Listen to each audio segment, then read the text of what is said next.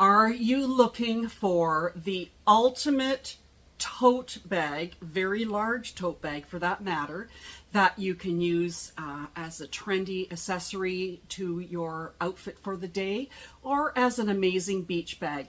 Well, today's sew along is the Quick Stitch Tote Bag by Chris W. Designs, and it is a free pattern. When you go on her website and join her, sign up for her monthly newsletter, and then you'll get a download for this free Quick Stitch Tote pattern. And this is what we are making today. Isn't that gorgeous? Look how big this is. Okay, so her pattern, when it's printed out, when her pattern is finished and you print your pattern pieces out at 100%, her size is 16 inches wide, 12 inches high, and 4.5 inches deep. I printed this bag, my pattern pieces, out at 110% because this bag I made custom for my sister-in-law. She picked out all the fabric, and I'll show you that in a second. And so this bag measures approximately 18 inches wide by 15 inches tall and probably 6 inches deep.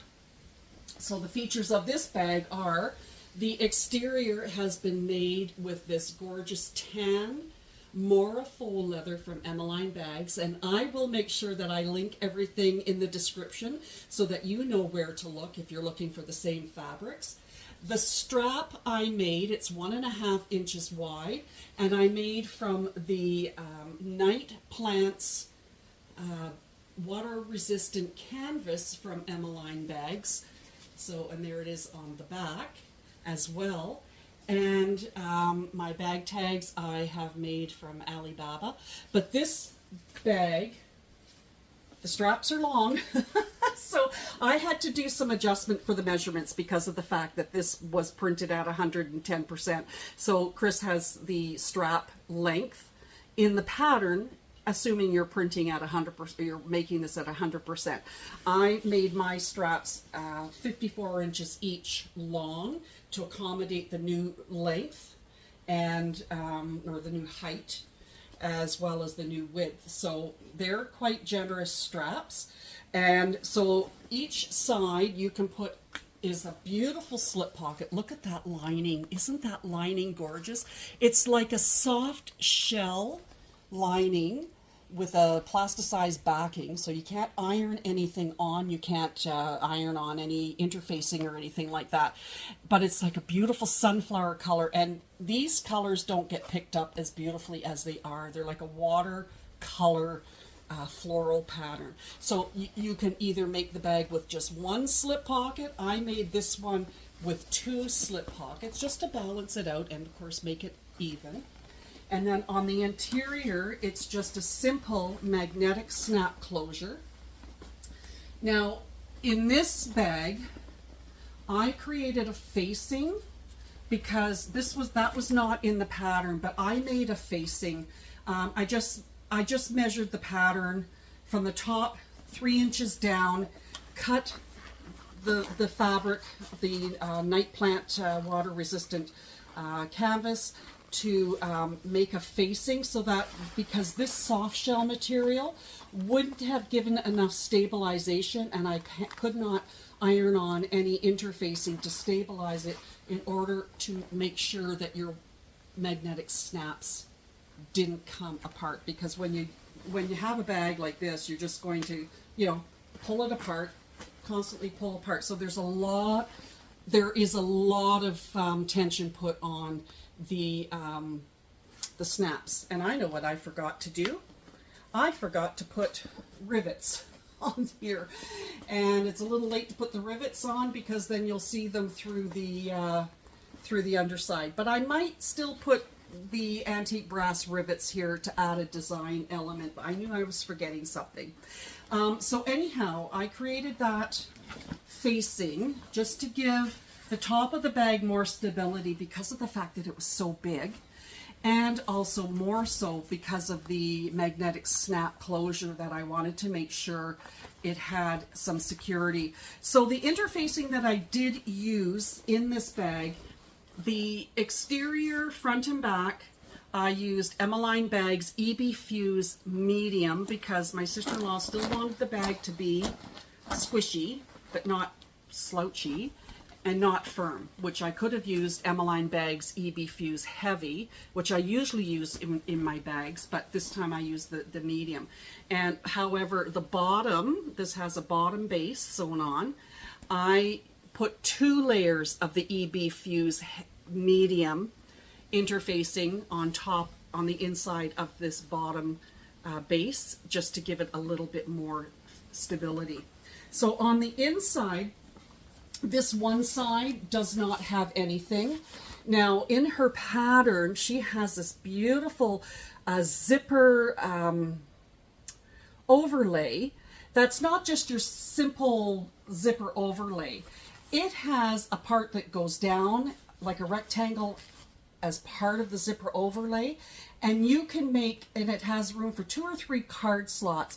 I didn't do that on here because of the fact that this material is so, it's just too flimsy for me to do that. However, on this side, I did create a double slip pocket with the water resistant night plant pattern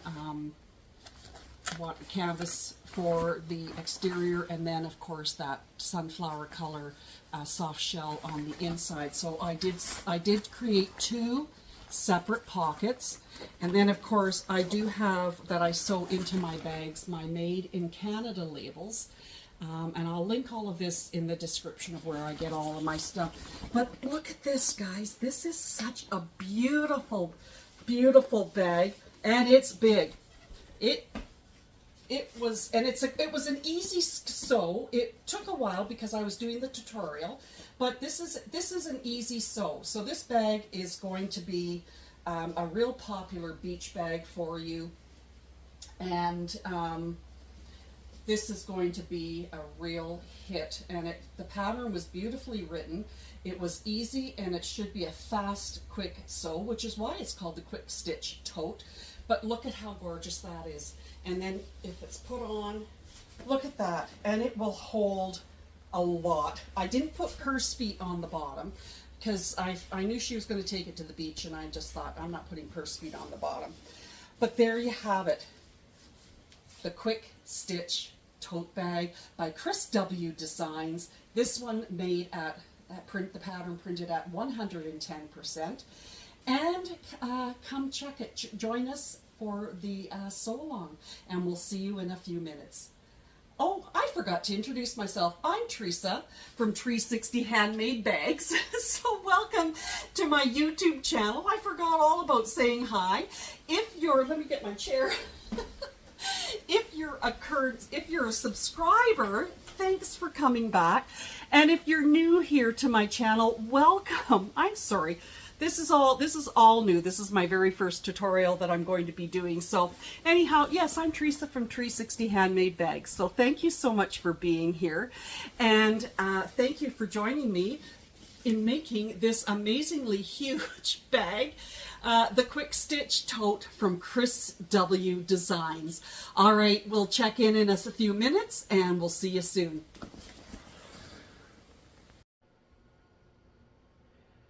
And I'm back. So as I described in the intro to this tote bag tutorial, today we are making the Quick Stitch Easy Tote by Chris W. Designs, and I believe she is in Australia.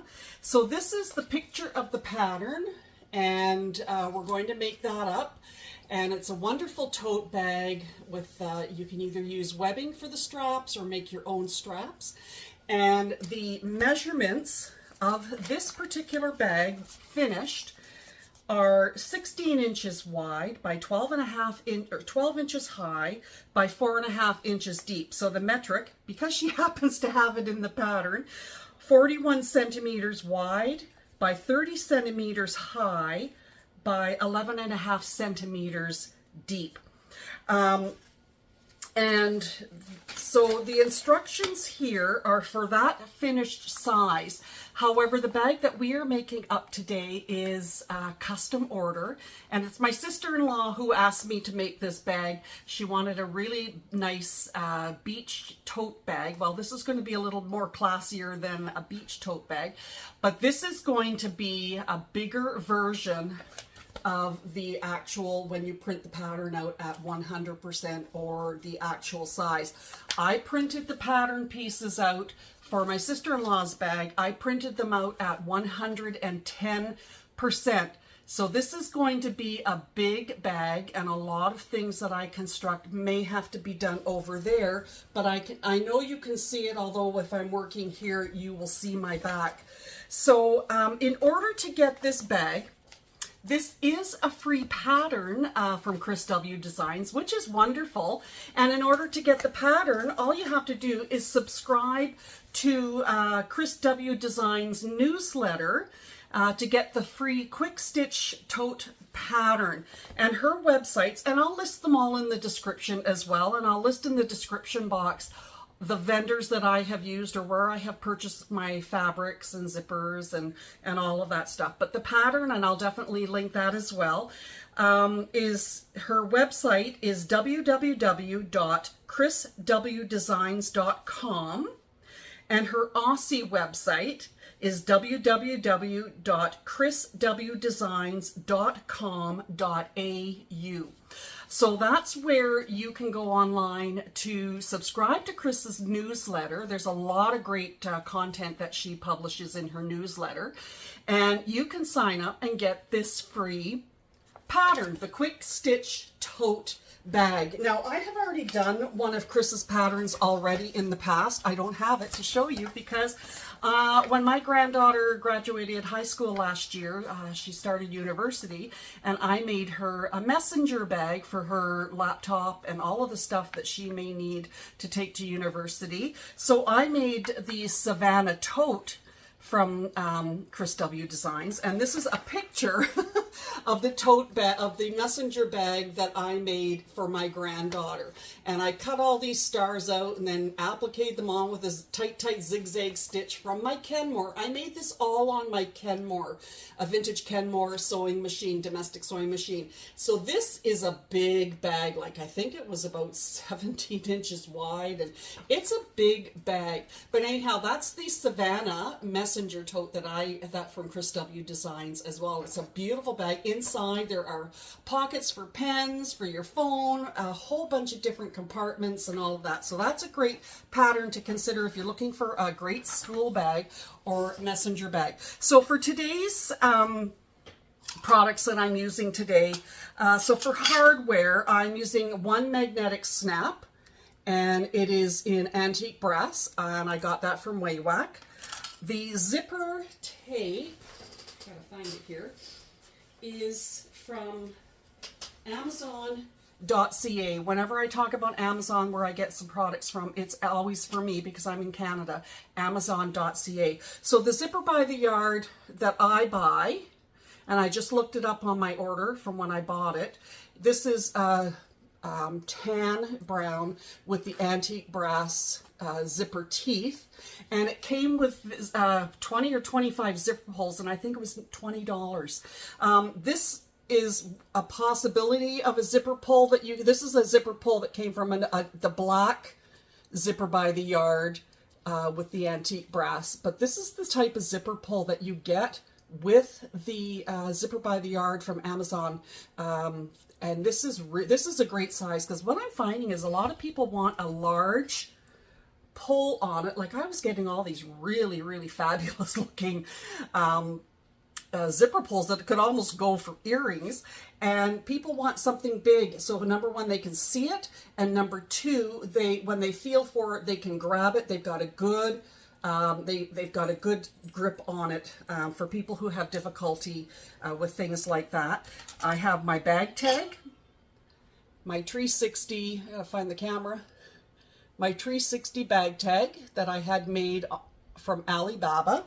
And then these as well, this is something that's fairly new. This is my Made in Canada label that I purchased from a store on Etsy in the UK, and I will also link that.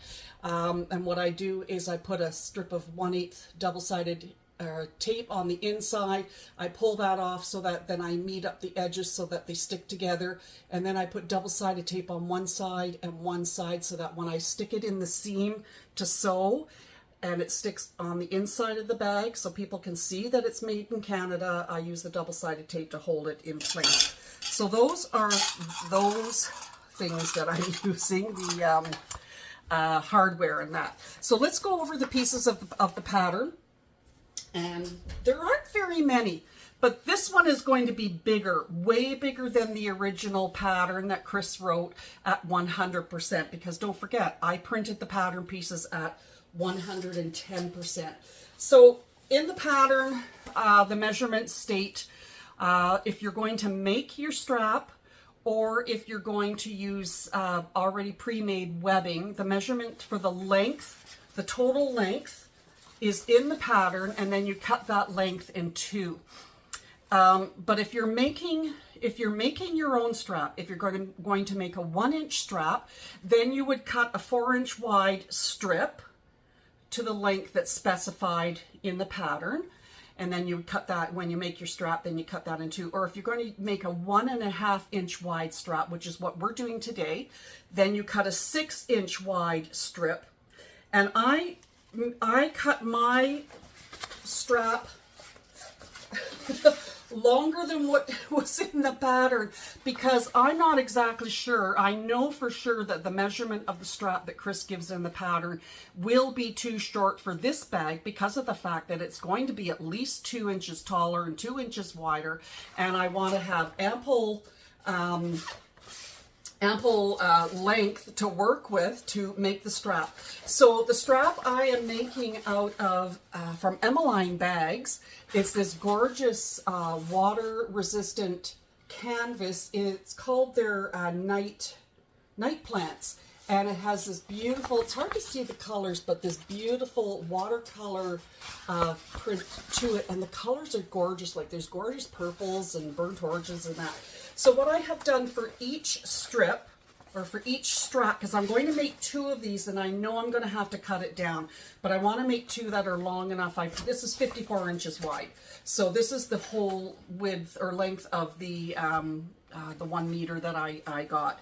And I've already marked down the center of this 6-inch wide fabric, and I have put 1/4 of an inch double-sided tape down each side, and then I'll show you how we're going to make that.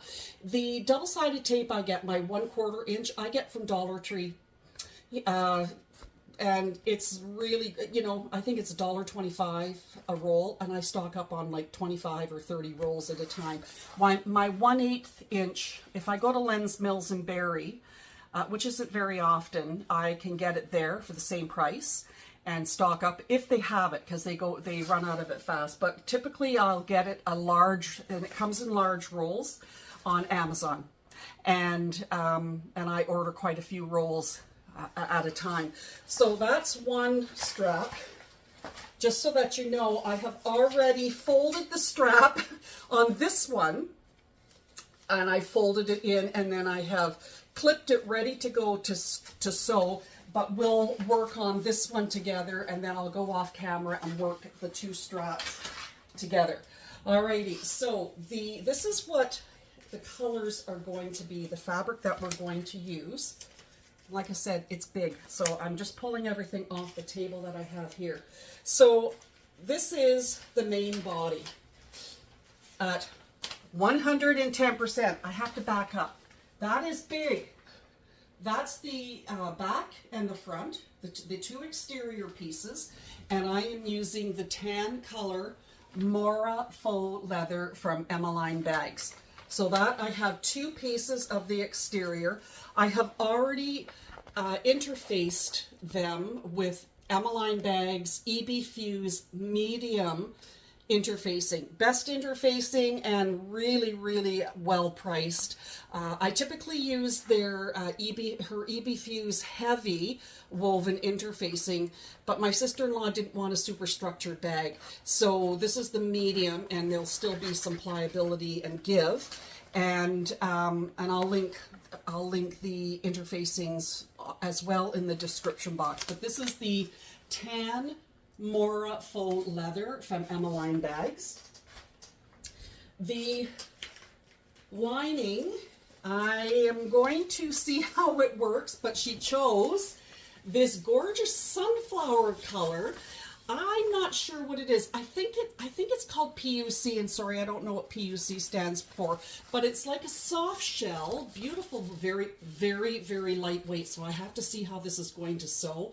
And it has like a plasticized underside. I cannot iron on any interfacing because this just melts. So this is going to be the lining and the pocket lining for the interior. So because I'm using a magnetic snap, the magnetic snap is going to be, and I have the front and the back already cut out here. So because this is really, really floppy and there's not a lot of stability, I have cut out 2 3-inch strips for the top of the bag, and I'm going to sew them onto the top of this lining to give the top of the lining stability for the inside, so that when I put the magnetic snaps on, then that'll give it hopefully a little more stability, and we won't have any pulling out or whatever. So I have already ironed on the EB Fuse medium interfacing on these 2 pieces, because one for the front and one for the back. And then in the center where that magnetic snap is going to be, I ironed on a second square of the EB Fuse medium interfacing to give it so that magnetic snap will have that much more stability. All right, so those, I'm just going to move everything back to my table. Then we have the base for the bottom of the bag. I haven't decided if I'm going to put zipper or purse feet on yet, so I'll figure that out as we go. But this is the base piece, and it's going to be in the tan Mora faux leather from EMMALINE. I put 2 layers of the EB Fuse heavy interfacing already on here, so that will give it a little bit more structure, more so than the actual exterior of the bag. So that's the base. I know in Chris's pattern, she uses cork. And then there is a zipper pocket. I haven't decided if I'm going to put the zipper pocket in or not. I have already cut out the lining pieces for it. I just need to see what the structure and the stability of this fabric is going to be, if it can hold it, and if it can hold like a zipper overlay. And I'm also going to do a, on the other side of the interior, I'm going to do a slip pocket. For sure the slip pocket, and the slip pocket will have the water resistant canvas and then lined with this beautiful sunflower, and then I'm going to divide the slip pocket in 2. So for sure we're doing the slip pocket, not sure about the zipper pocket yet. Then the exterior pockets. So I want to show you the size difference from printing at 100% versus 110. So the exterior pocket is in between the handles, and it's a really design feature. So you can put either one on the front and nothing on the back, or one on either side. So I'm doing one on either side for consistency and for stability as well. So this is the regular size. This is how I also process my pattern pieces. I print them off and I laminate them. So then, and then of course I tape them together, and that way these will last forever. But when I did this tote, I just printed out the paper and put them in. So this is the pocket for this is the size of the pocket for the oversized bag, but you can see the difference. So it's going to be quite a bit bigger. Anyway, I just wanted to show you that. And I have, of course, she didn't want any contrast because she just wanted the straps on the front to be the star because they are beautiful. And the pockets will be the Mora tan faux leather, and then the lining will be that beautiful sunflower material. And I'll just line that up and clip it, and then we will get going. So give me a second. And I think I have mentioned everything. So we're going to start making the bag, and I'm going to start with the strap. So I'm going to show you how I do it, and well, how everybody does it, and then I will take it to the sewing machine and sew up both the straps. And then at the end, when we know when the straps are going to be sewn onto the bag, I'll have an idea of how big I want those straps to be. All right, just give me a sec, guys.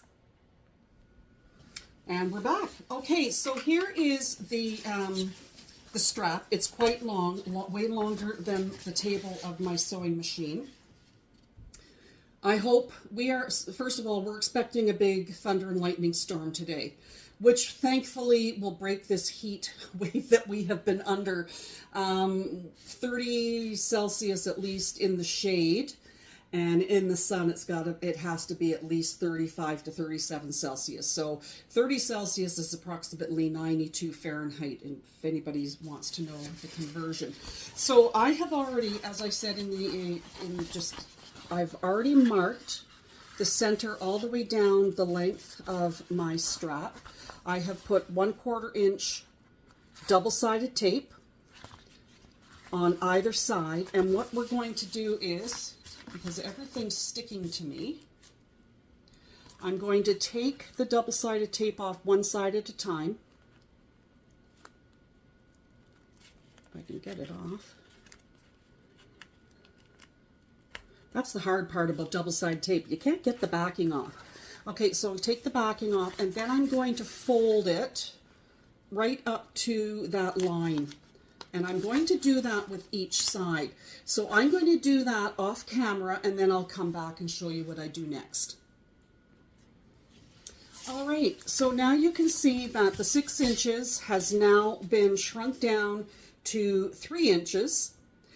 And then what I have done is I have taken each side that had the double-sided tape, and I folded it into the center. So this side, I folded it down to that center line, and then this side, I folded it up to that center line.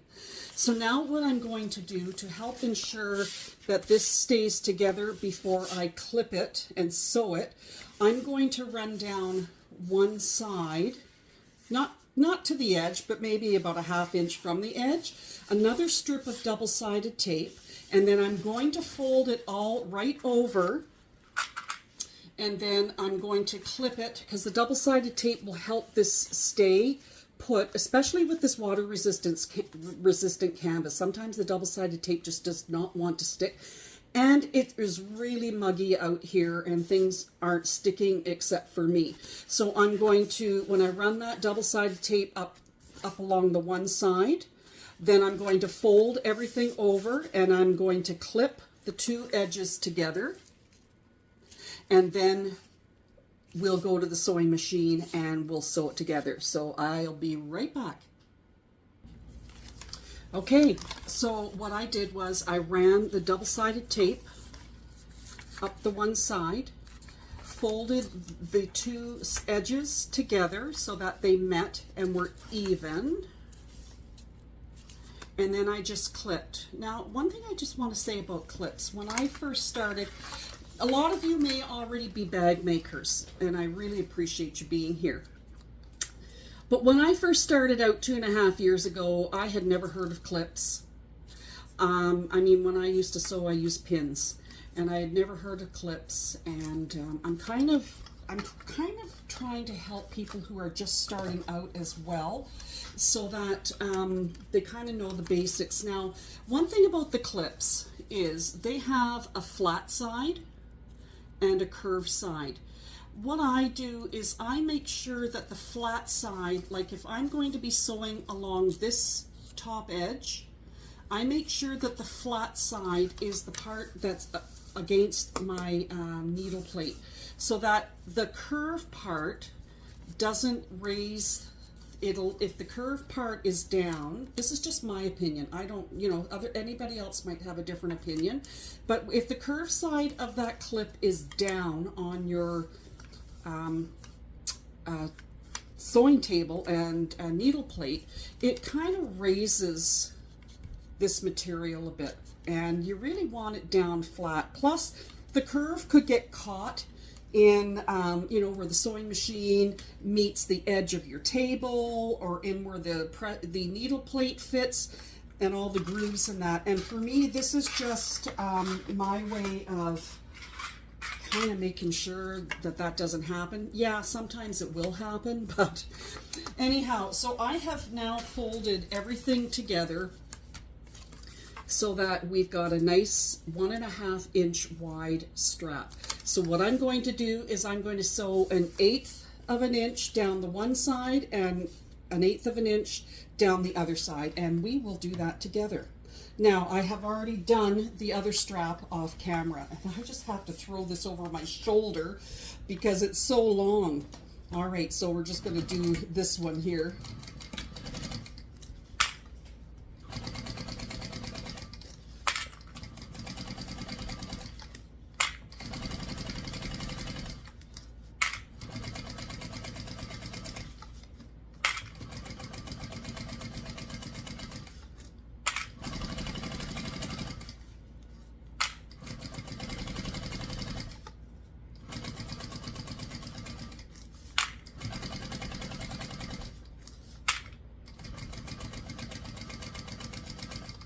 I'm also using a stitch length of 4 on my machine. I think that's 4 millimeters. And the thread I'm using, I forgot to mention, is I get the thread from, I have it written down in my little book. So the thread I'm using, it's from WAWAK. It's their Optipop Tex 75. That's their house brand. It's 3,000 yards and it's a poly bonded thread, and I get that that this one is in black. I've had this spool for almost a year. I go through a lot of black, but then I had a lot of other black thread too that I needed to use up. All right, we're just almost down the one side.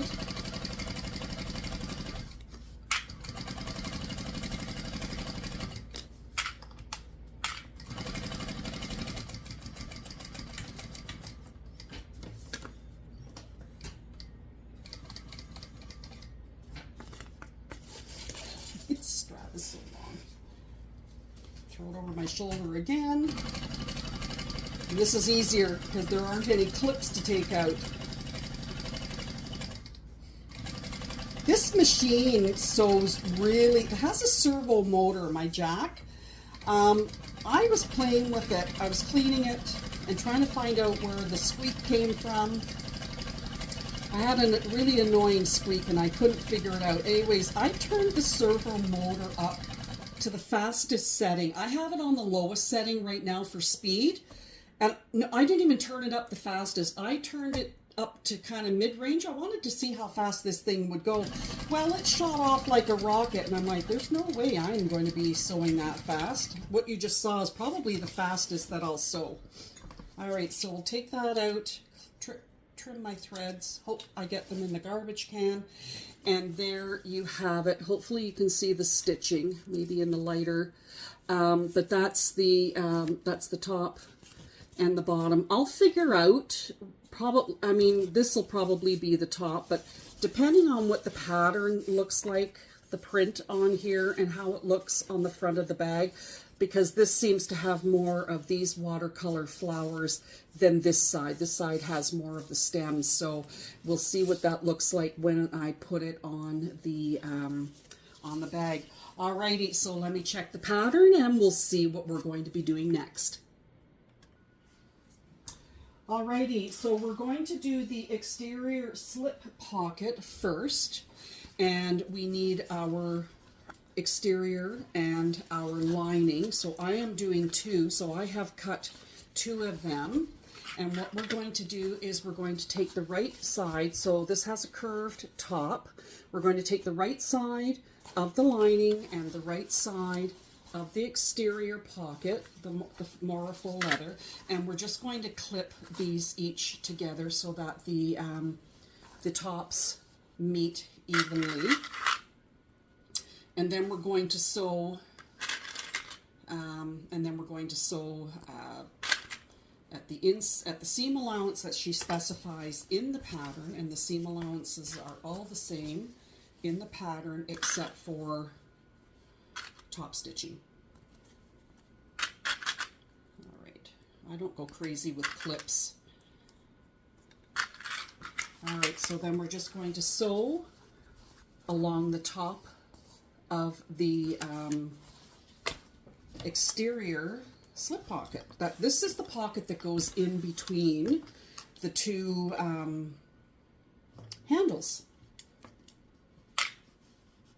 And I'm just going to use my little seam guide, and I'm going to line it up on the line of the seam allowance, only because of the fact that I have a hard time seeing it on my machine. And this makes it easier for me to see it and to make sure that I keep a consistent seam allowance. So of course we're going and I will see how this lining sews up. Just reverse, because it's so thin and it's so stretchy. Now I'm just going to, typically I don't ever change my stitch length, but I just wanted a larger stitch length for the strap. So I'm going to go back down to 3 that I usually use as my construction stitch length. So that's 3 millimeters. And I'm just going to sew this very slowly because I just don't know how this yellow sunflower color lining is going to react with this sewing with this industrial machine and industrial thread, heavy duty thread.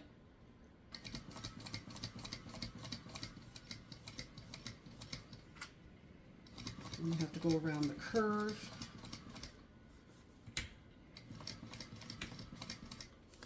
And then I'm going to just continue on the stitch. Well, I'll lift that up and pull it out a bit. Give myself a bit of length. And then sew this one on as well.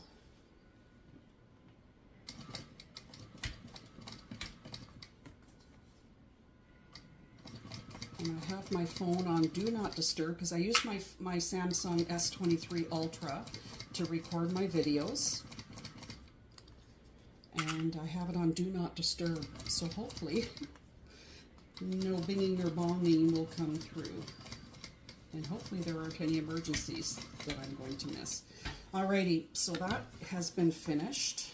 I'll just trim that off, trim that.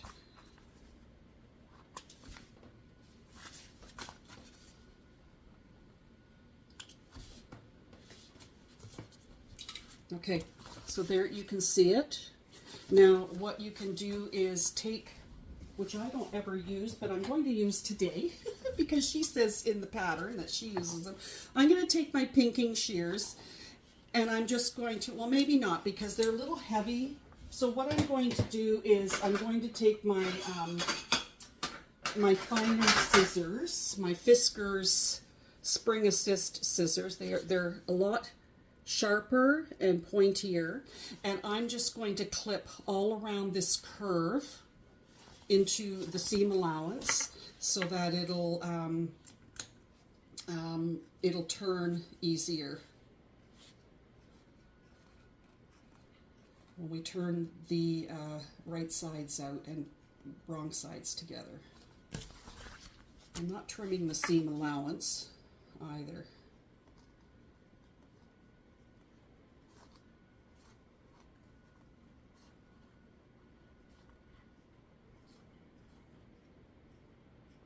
Okay, and I have the pattern off to the side here, so I'm just going to see what is the next step. So that has been sewn.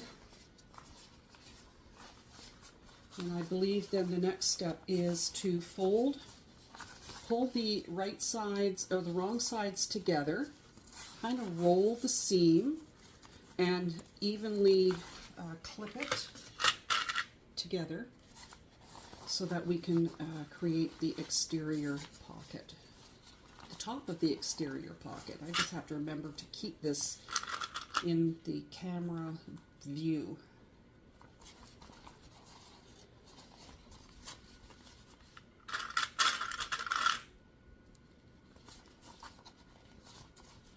This sunflower color is very slippery, so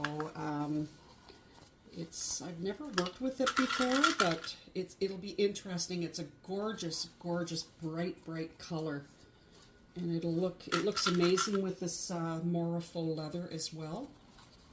All right, so there's one side clipped, and I'll do the other one.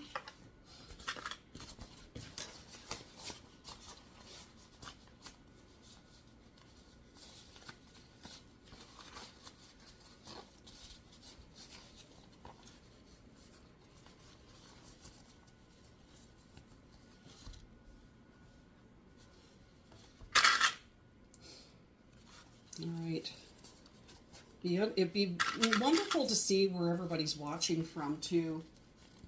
I just get a kick out of that. I think that is so wonderful when you see, like Jeannie's Designs, when people are watching Barbie's channel, and you can see where everybody, you know, when she does a live, and the live chat, and you can see where everybody is watching from. All right, so here's the second one. So I'm going to top stitch all along the top of both of these pockets. Leave that in the way. And I'd be top stitching at 1/8 of an inch inseam. So you just have to make sure, because this fabric does slip. I'm just going to make sure my edges are clipped, because I don't want it sliding away from the main fabric.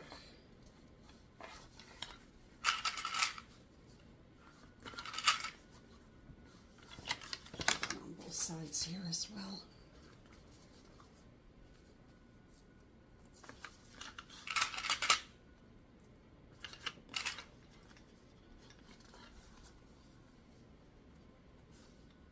This is an interesting fabric to work with. But anyhow, I'm hoping that we get that thunderstorm and that we're calling for to break the heat wave that we have been having. And it's supposed to go down to 12 Celsius tonight. So if you do a quick conversion to Fahrenheit, so 12 and 12 are 24, add 32, that's 56? 20, yeah, holy smokes, 24 and 12 and, yeah, 12 and 12 are 24. Anyways, yeah, it's going to drop. The temperature is going to drop here, which will be nice. Okay, so I'm just going to do a top stitch, 1/8 of an inch inseam top stitch on both of these, and my clips are catching on the edge of my sewing table. And I'm just going slow around the top of this. I did not interface the exterior of the pocket, because I figure that when it's sewn in between the handles on the main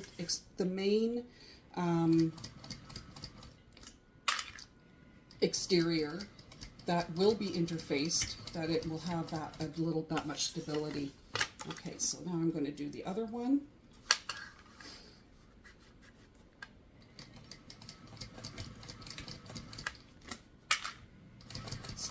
Getting caught, my clips are getting caught on the edge.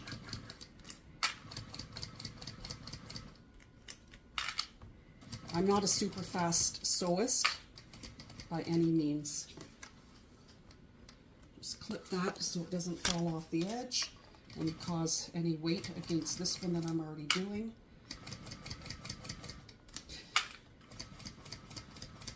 And the black thread is a nice contrast to this Mora faux leather.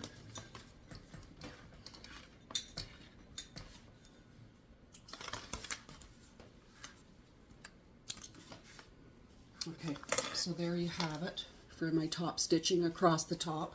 I have these little wings sticking out at the top from the fold over, so I'm just going to trim those along the edge of my exterior there, just to clean them up.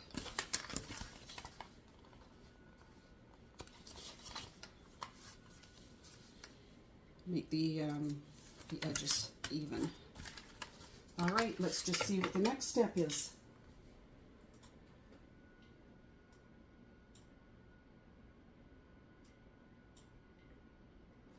I'm just going to put you on hold for a sec.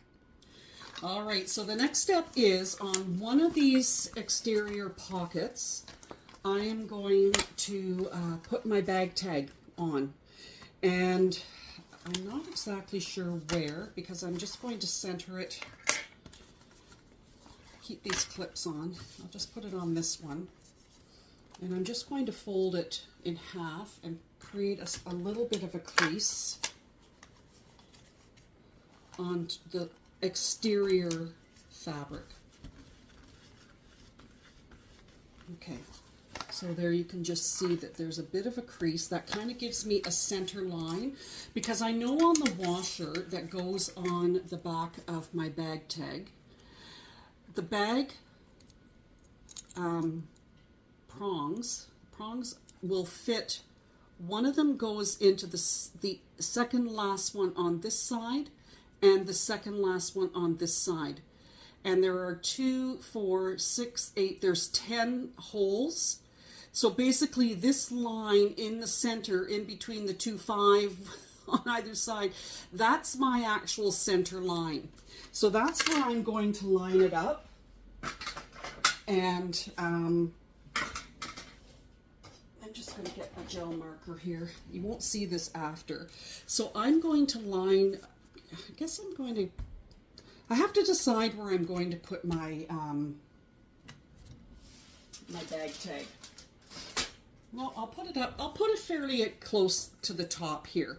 So I'm going to line up that center line of the washer. Make sure you can see this okay. And I'm going to line that up to that crease and make sure it is straight. So my years as a secretary, when I first learned to type, well, I taught myself to type when I was 7. My mom went back to work when I was 7. And we had to learn how to center things on a typewriter from the center and work our way backwards. So I am going to, on the second last line, I'm going to make a mark. And on the second last line on the other side, I'm going to make a mark. So there you see it, right there on my exterior.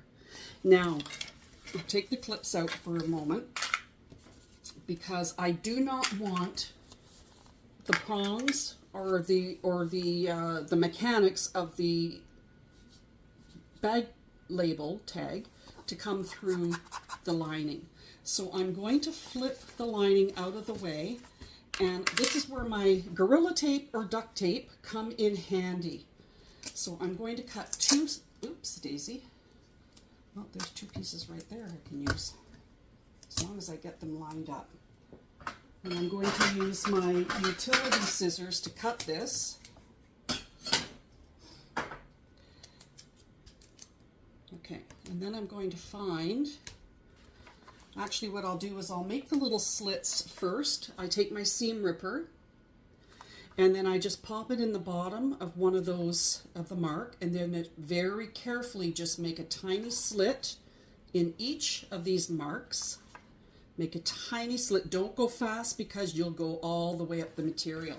And then I can see where those marks are on this side, and I'm going to take the duct tape, because what that does is it helps to stabilize, and I'm going to put it over top of those holes. Then I'll use the seam ripper again to cut through the duct tape, because what the duct tape does is it helps to stabilize this fabric, and it helps to secure any prong, bag tag, or magnetic snap that you use. So I'm going to find the holes right there, and I'm just going to put this over top of those holes, just like that.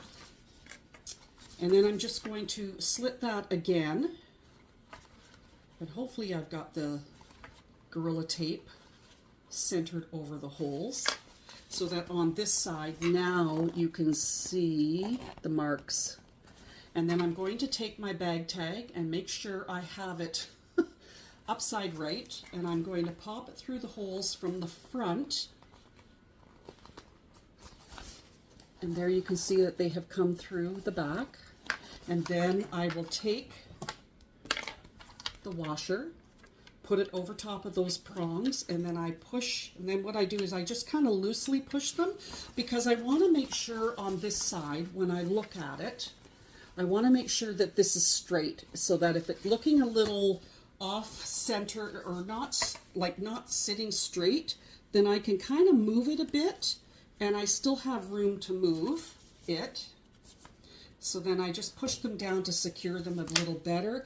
And then I take the other piece of duct tape and I cover these metal prongs so that there isn't any rubbing of this lining material on the metal to cause any fraying or holes from the inside of the bag.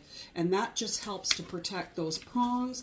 The Gorilla Tape or duct tape help protect the bag, and then it gives it that much more stability. And there you have the bag tag. So this will be the front of the bag if my sister-in-law chooses to have that showing on the front. A lot of other bag makers will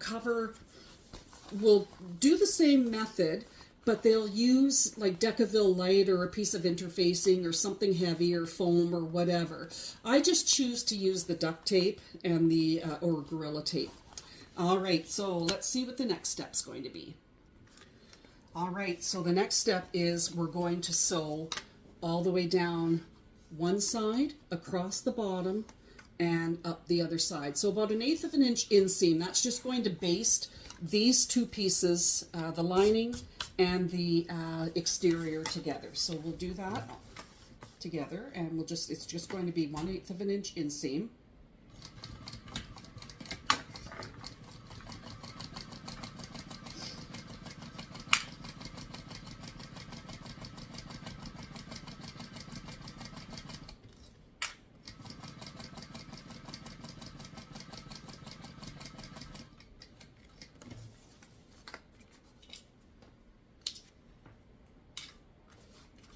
Oops, from the other one out of the way.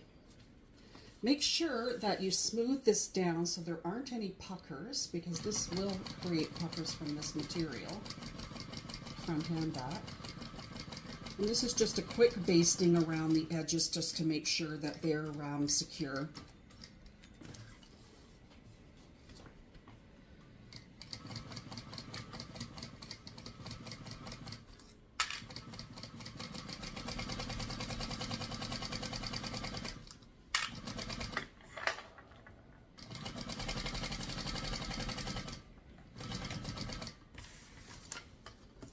And then I'll just continue on with the other one. All right, I'm just going to put you on hold while I just take care. Alrighty, so I have sewn all around the front and the back, just a quick basting. If you have any threads, loose threads, you can grab I have a fan on, so I don't know if it's going to stay. Just take the flame to your loose threads and just give them a quick zap. Polyester is great because it melts and it will seal. All right, so we're going to work with the massive front and back that I have, and I'm going to mark my centers now because, like I said, it's muggy. The EB Fuse woven medium may not stick as well, but by the time we get it sewn, it will be good. So I'm going to mark my centers. So I'm folding the top.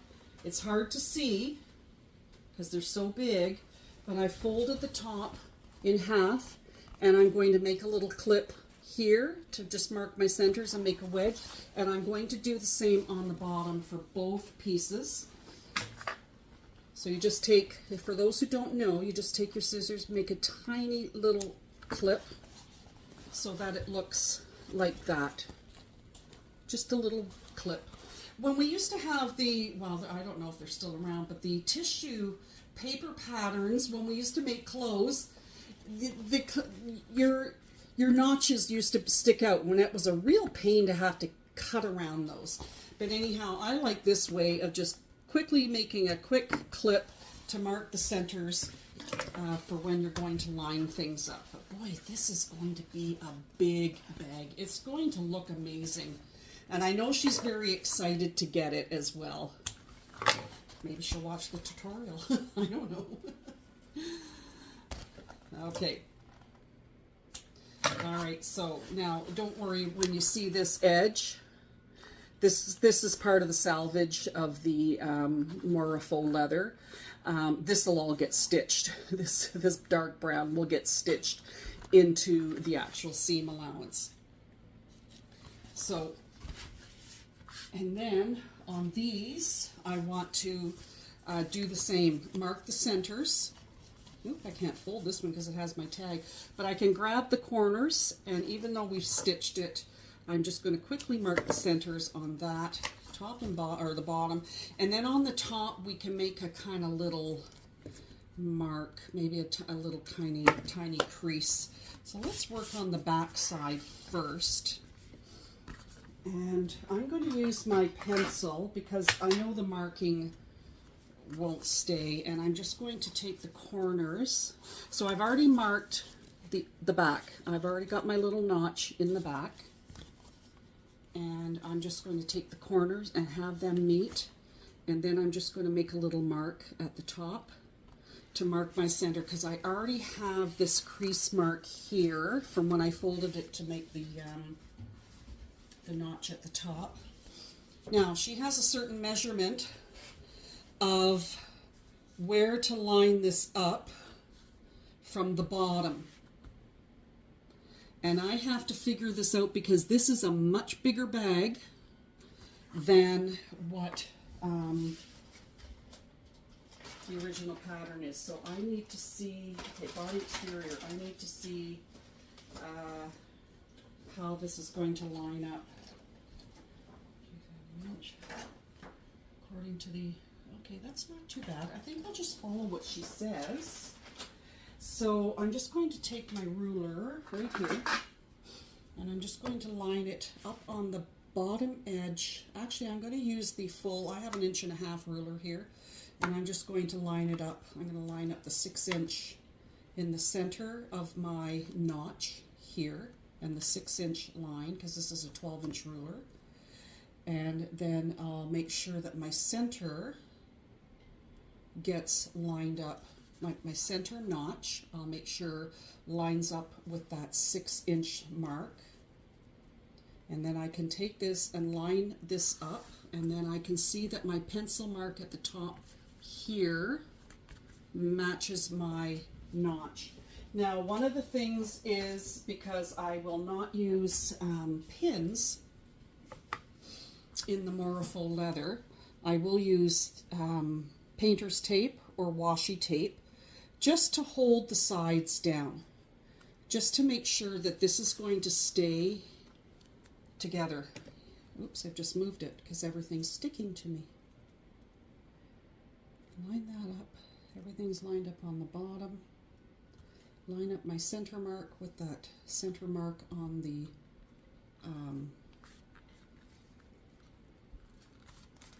ruler. I'm just going to put my pins there so nothing moves. Put my duct tape there so nothing moves. And then I'm just going to take some painter's tape, and I'm just going to kind of put some along the edges here and along the top, so it can at least, and the bottom for now, so that it can at least stay put for when we go to sew this on to the exterior of the bag. And we haven't done the lining yet on the exterior of the bag. All right, so that's the one side. Move everything away now. And I'm going to do the other side.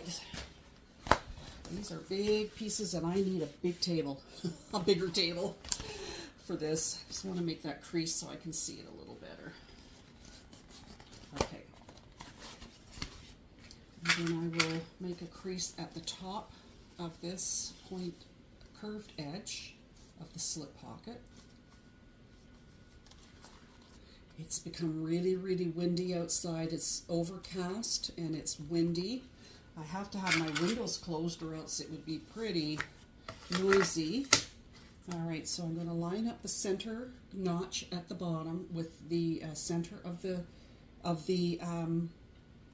ruler, and then the bottom edge of my ruler, I'm lining it up on the bottom edge of my the exterior of the bag, and then I'm going to line up the pencil mark with that. I can see it at the top here. You can't see it, but I can see the top notch with the pencil mark is lining up. And I'm just going to take some painter's tape and I'm going to just stick it on the top part here and then some on the bottom just to hold it in place. I just don't want this moving. Hopefully it won't. So there you can see this is the front. So I've got the painter's tape on the top and on the bottom. All right, let's see what the next step is. All right, we're going to baste down one side at 1/8 of an inch inseam and down and across the bottom and then up the other side, and I'm going to do that for both of these, and I'll do one on camera and then I will do the other one off camera. Just me coming in and out on the camera just kind of saves time for when you're viewing, and then you can stop and start when you for yourself with the tutorials, and you can go back. That's the beauty of these tutorials on YouTube. You can stop and start and go back and keep looking at them and redoing them. So I better put some painter's tape along the side because I can feel it moving a little bit. I don't want anything happening with this shifting. Just put it down there.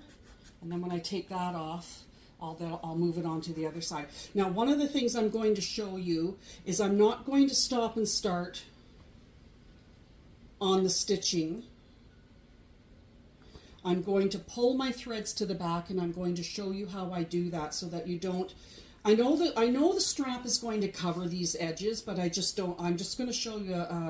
I never knew this until I started bag making of how to secure your stitches without doing back stitching and front and going forward, and then you get that ugly looking seam. So I'm just going to start my my stitches, and then I will pull everything to the back and I'll show you how I do that.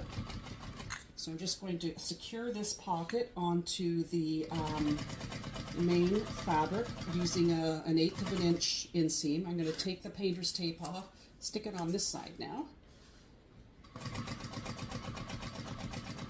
And I haven't put the lining on this yet. Ouch. If you hear me yell and a bang, it's because my legs are long. This table's not tall enough for me. It'd be too much to try and raise it with the weight of this machine, and the knee lift is kind of in my way, and I bang it a lot. All right, we'll just go across. I just love the fact that this jack is so quiet. I think it's a Juki knockoff, if I'm not mistaken. But I got a good deal on this machine from Facebook Marketplace. I was very happy about that. And of course, you can always reuse your painter's tape.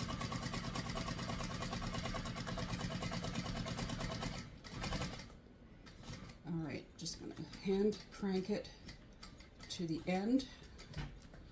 And then we're going to pull, make sure you have your tails long. And I'm going to snip them. And then you flip over to this side so you can see your tails are long. You've got a long tail on the back, underside, and you also have a long tail on the front. So what you do is, I'm hoping to get in close because this confused me when I first saw it, and we may have some beginner bag makers here too. So what you do is this long thread, you pull it, give it a bit of a tug, And as you can see, there's a little loop that has popped up right there. Take your seam ripper or anything pointy and just stick it in there and pull it through. So now what you're doing is you're pulling your top thread through and it's not there anymore. And then I'll show you what to do in a sec. So we're going to do the other side. And right now the loop is already showing. And I'm just going to take my seam ripper, pull it through. And then what you do, and a lot of times you'll have this for, you could have the 4 threads at the back. So what I do is I take them and you tie them. You just tie knots. Now I kind of do a double knot just to make sure it's secure. And because this thread is so heavy duty, you can pull on it a little bit. So I kind of just do a double knot like 3 times just to be on the safe side. And then snip them, leave them a little long, and then do the same on this side. And grab them.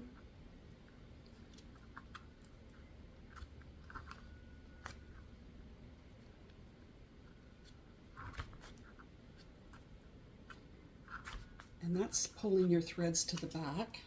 Now, you're not going to see these longer threads sticking up because of the lining's going to be here, but you can take your lighter, the fan's on, but you can take your lighter and just give a little bit of a touch with the flame and that'll singe them and that will secure them. So what that does is on this side, it stops you from having any back stitching. There is back stitching there from when I did the basting, but that is how you pull your threads to the back to tie it. And now we have this beautiful, large, very tall slip pocket. I don't know what she's going to put in there, but she could probably put a tall water bottle in there. All right, so I'm just going to go off camera and I'm going to do exactly the same thing I did with this pocket, and I'm going to do exactly the same thing to the back pocket. So I'll be with you in a sec. Okay, and I'm back. I'm very glad I wasn't recording because somebody came to the door and Murphy went ballistic and was barking his head off. So I'm just as glad I wasn't recording, or else you would have heard that commotion. So as you can see now, I have the strap on. Got a wire here in my way. I now have the strap taped onto the exterior. Okay, and there are measurements in the pattern based on if you print at 100%, which this is not. I have the strap all taped down with painter's tape. So I've got it clipped to the very top, and I've made sure there is the measurements for where to line the strap up from each edge are in the pattern based on 100%, but because this is not a 100% pattern, it's been printed at 110%, I have kind of gone where there's a curve at the top and then the curve ends here, and that's where I've put the inside edge of the strap, lined it all the way down so that it covers the raw edge of this pocket, and then taped it all down, clipped it up here. Now the pins, so I said I don't use pins, but now I've got pins in here. I have marked a marking of where I'm going to I'm going to start at one end, go up the edge, then stop here, go across, and then go back down again. Because I have already top stitched this strap, and the strap has already been finished, I'm going to stitch over top of my current stitching. You're not really going to see it because it's black thread on black fabric. If you were using a webbing, you wouldn't have any stitching and you wouldn't have to worry about it. So I'm going to do that. I'm going to go to the sewing machine and I'm going to do that on both sides, and I'm going to do it on the other exterior as well, and I'll be back when I'm done. All right, so now we have our very, very large 2 outer sides, the exterior of the bag. Now, I mentioned about, I wasn't sure about the strap length because there's a specific measurement in the bag, but because when I made my strap, I made them at 54 inches long because that was the full length of the fabric. And then of course 6 inches wide, folded in to make the 1.5 inch strap. I left each strap at that 54 inches because this is such a big bag. I just felt that it needed it's hard to see because of it's so big. Anyways, I just felt it needed that drop and the length in the strap for the bag. So as you can see, here is the front with this beautiful large slip pocket. You could probably put a water bottle in. And I decided with the strap, I made sure that these beautiful watercolor floral print was on the outside. So now and then of course there's the back of it as well. Now what we're going to do is we're going to put both the right sides together, and we're going to clip the right sides at the bottom.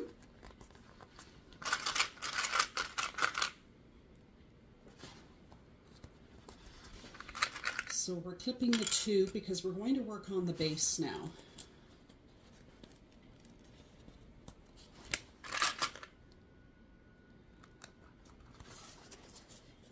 Just making sure both the edges. And then we're going to sew along the bottom here at the seam allowance that she specifies in the pattern. All right, so all of our edges are meeting, and this will help tie down some of that EB Fuse medium interfacing. Let's see. Okay. Get my straps out of the way. I need a bigger sewing desk. Well, honestly, I've never made anything this big other than clothing, and that was eons ago, but wow, I've never made a bag this big. So this is quite a thing for me. And it's quite a learning curve, but this is going to be an amazing bag, and she's going to love it. She's very excited to get it.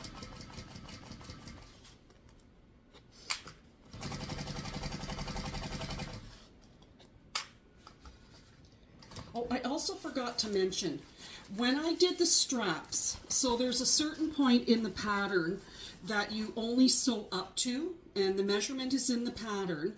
So when I sewed up to that point, I made sure I backstitched a couple of times. When I went across, I backstitched, I went across, back, and came back, and then down at this corner I did some back stitches as well, because that's going to get a lot of stress on it.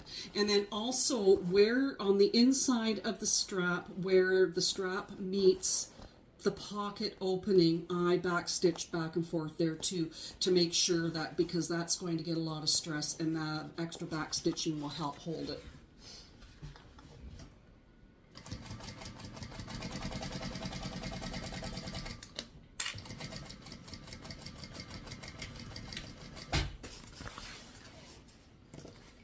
I have to be careful because there's some wires behind my sewing machine and I don't want to get them caught, but this is a big bag.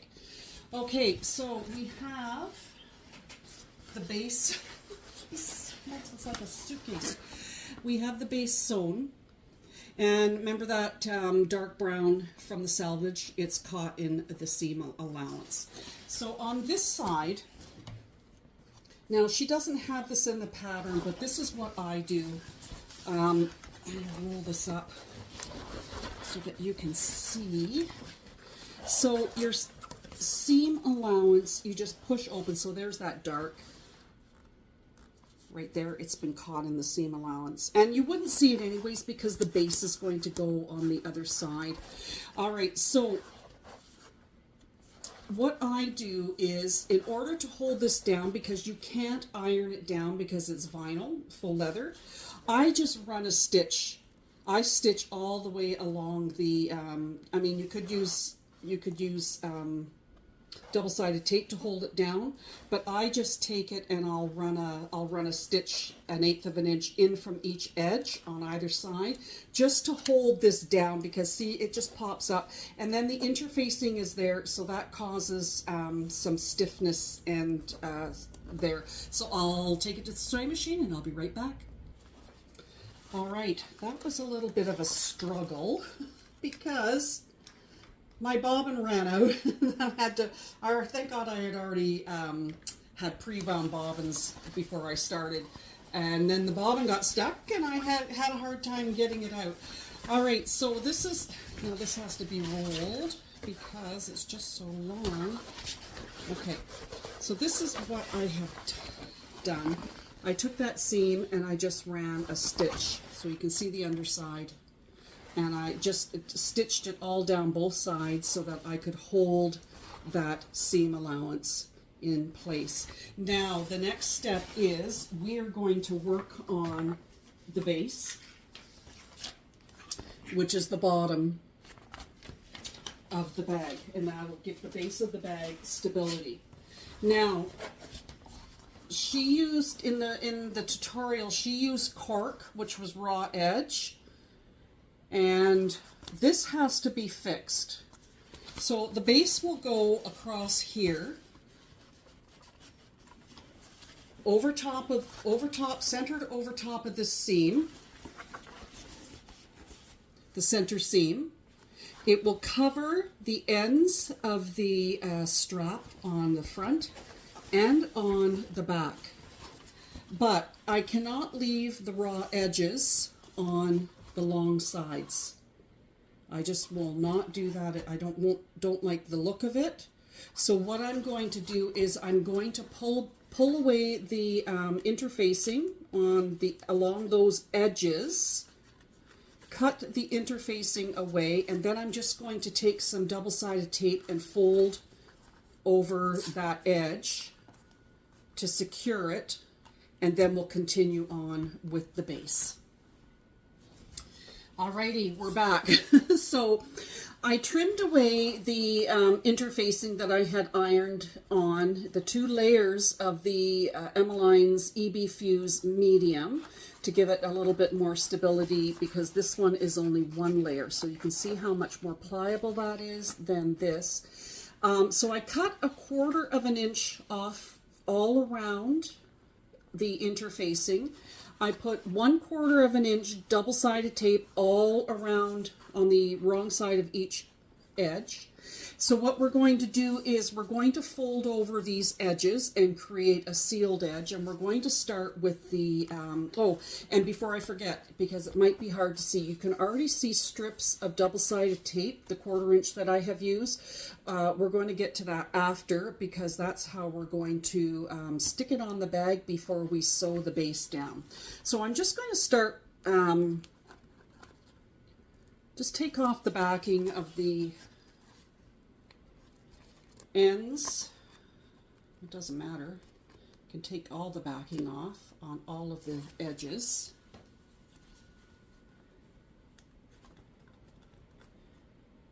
And it doesn't want to come off. There we go. There's that one. And everything's just sticking.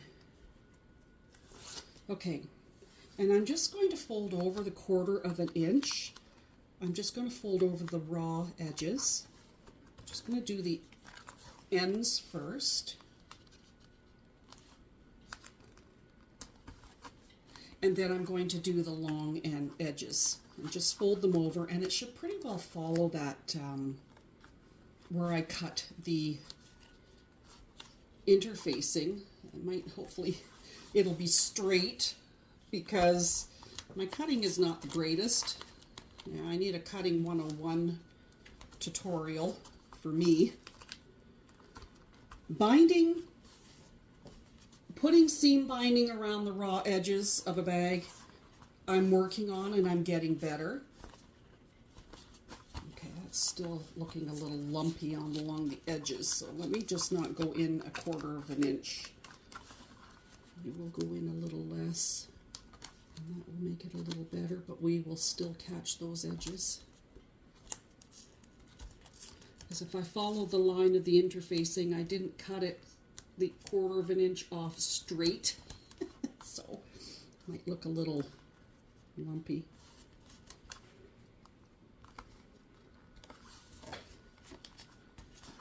Okay, that's better. And then we'll do this side as well. That side's a little better for straightness, maybe. But like I said, I'm not the greatest cutter.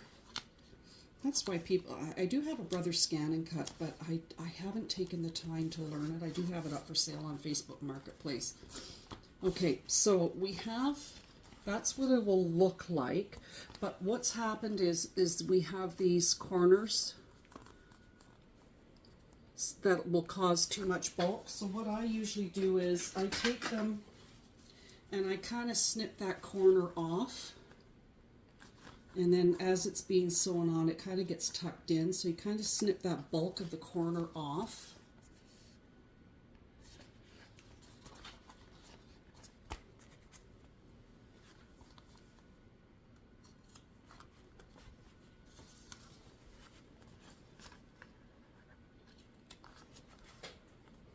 And if you need double-sided tape to hold it down again,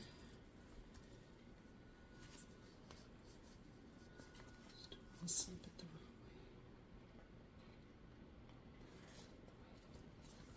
way. I'm going to have to fold this better because it's just not catching. And I will just have to try and make sure I don't have any lumpy edges. That can go on the back if there's lumpy edges.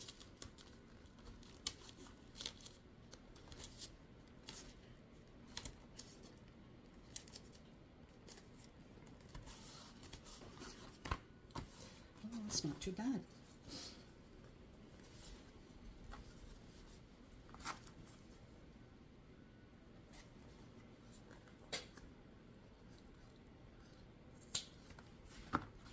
Okay.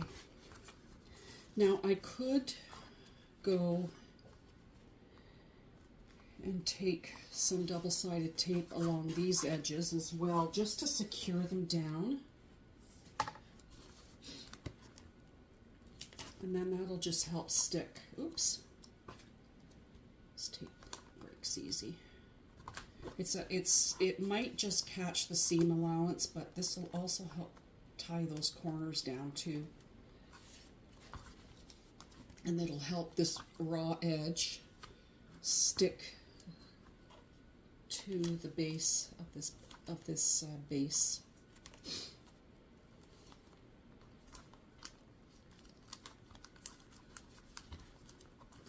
It's putting up.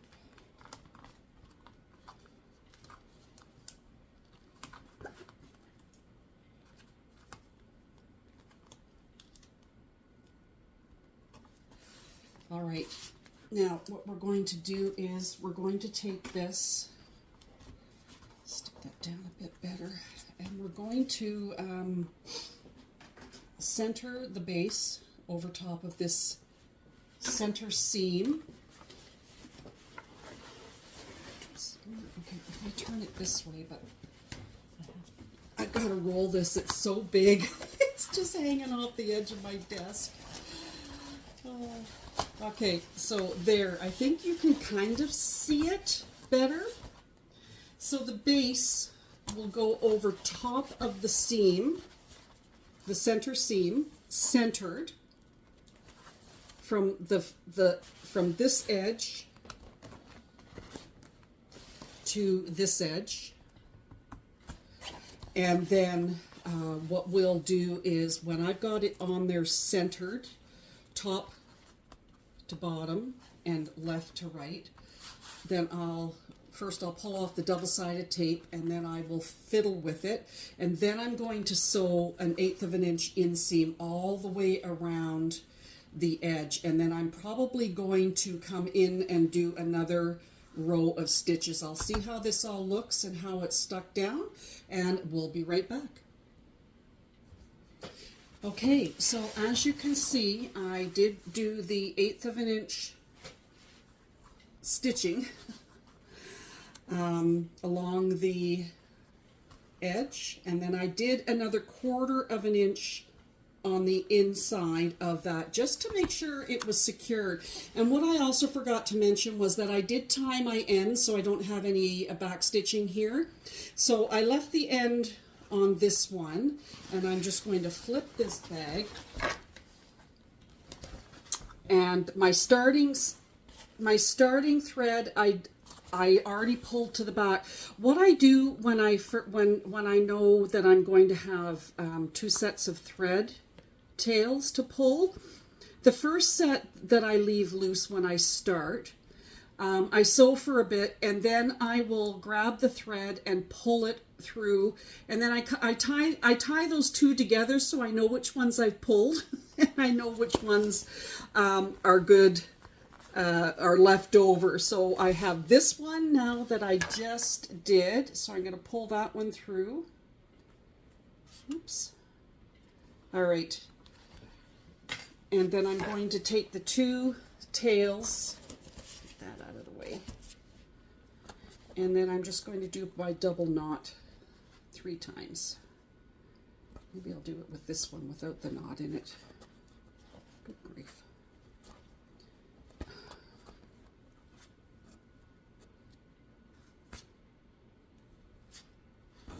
Okay. I'm just, I guess, I want to make sure that these are going to be secure. Okay. And just snip that off. Now I know that it's a little loose here, but when I take the flame to it and melt those ends, I can squish it down, and this is what it does by creating a seal. Oops. By creating a seal. You're never going to see that because this lining is going to cover all of this. So now what we're going to do is, see, this is so big. Look at how big this is. I don't know if you can see it. Anyhow, now we're going to do the sides, and then we're going to work on these box corners. So we're going to clip the sides, starting with one corner. Oops. Of course, the interfacing is coming away because it's just so muggy in here. So you meet your edges, make sure they line up.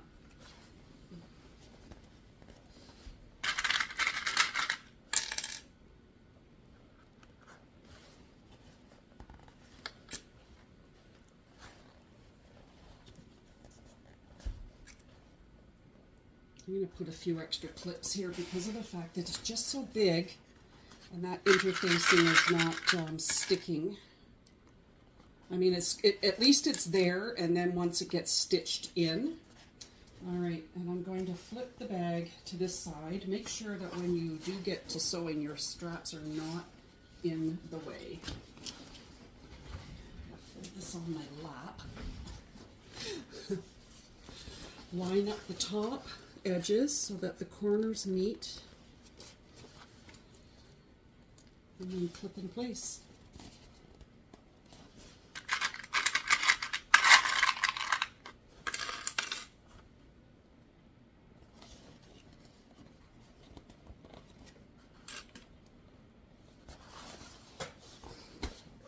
If this was a smaller bag, you'd pretty much be able to see everything I'm doing, but this is such a big bag. With all the bags to do my actual first tutorial. Okay, so I am going to sew up the sides at the specified seam allowance in the pattern.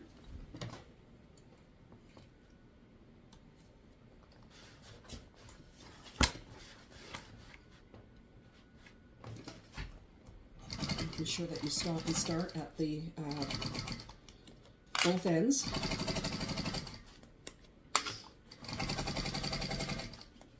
I had a really bad squeak, I think I mentioned earlier, in this jack, and I couldn't figure it out, and I contacted my brother Rob, who, it's his wife I'm making this for. He's a millwright, and he teaches machine shop at Canadian Forces Base Borden. He's a civilian, he's not military. And the ironic thing, first of all, is that he's teaching the same course that my dad wrote when we lived in Borden when we were kids, and my dad wrote the machine shop course, and my brother Rob is now teaching the same course. Anyhow, they use industrial sewing machines. And I said, okay, do you have any idea what this squeak might be that I'm having issues with? And he said, no, he'd have to come and look at it. But I was on a live with Barbie from Jeannie's Designs, and with her and Lori, and they were everybody was chatting about you're changing your needle, and we are saying, well, some people are saying, how often do you change your sewing machine needle, regardless of what machine that you use? And I said, oh, you're supposed to change your needle? I change it periodically. I mean, I'm thinking, okay, well, it's going through the fabric, it's good. Some people change their needle after every project. And I know I have a lot of industrial sewing needles that came with this machine. I was very lucky. And anyhow, so I thought, oh, maybe I should change my sewing machine needle. And guess what? The squeak is gone. So clearly something with the needle, the fact that it was so old and I hadn't changed it in I don't know how long, was causing my machine to squeak, because it hadn't squeaked before. And I was thinking, oh, I've got the heating vent right underneath it, underneath the window here. And I thought, oh shoot, you know, the air conditioning's on or the heating's on, and maybe it's affecting it and drying out the belt and all of these things. And it was the simple thing of not having changed my needle frequently. So now I know after I'm done with this project, I will be changing this needle again. And now, one of the things with the needles is using double-sided tape, you will get it gummed up. It can catch the thread, get the thread stuck on it. And I just take my fingers and kind of run it down. And as you just heard, I got my finger poked with it. But I just clean it off that way. But now I know that to change the needle a little more often. Like, who knew? I mean, I cleaned this machine, I oiled it. It's sitting in a pan of oil underneath the bed here. And I'm thinking, okay, well, what's squeaking? When I had bought my first sewing machine back in 1979, it was a white machine, the brand. I never knew, because we didn't learn any of this stuff, and YouTube wasn't around, and the internet wasn't around, and I never knew that, I never cleaned it, I never oiled it, and I never changed the needle. Boy, have I learned a lot since then. All right, so now we have both the front and the backs attached. Now what we're going to do is box the corners. So we're going to take, so you can already see, sorry, excuse me, in the pattern, there's already the cutout here. Of course, this is a bigger cutout than the original pattern, just because, like I said, I printed this at 110%. So what we're going to do is, I stick my hands in there and kind of pop out the base. We're going to, so this is the underseam. This is where the center seam on the bottom, and then the base has been sewn along. You can see the base is sewn along here. So these seams are already splayed open because they're sewn down.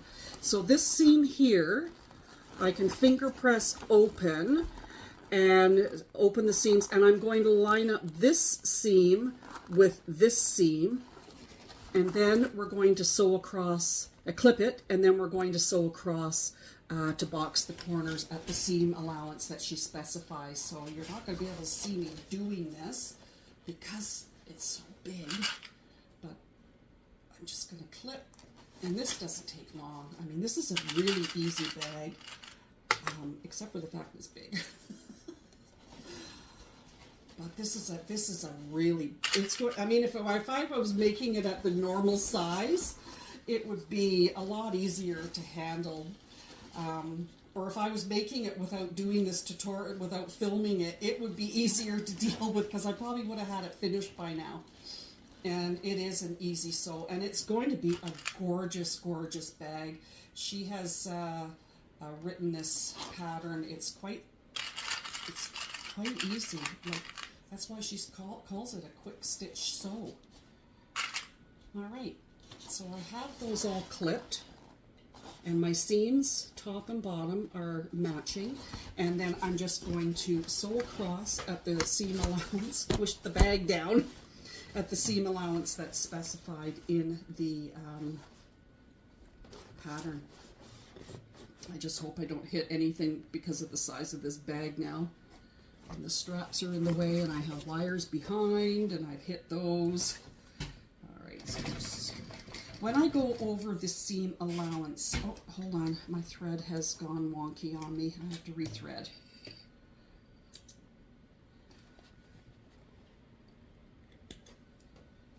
Oops, it's all frayed. See what happens sometimes to it? It goes all, it frays sometimes.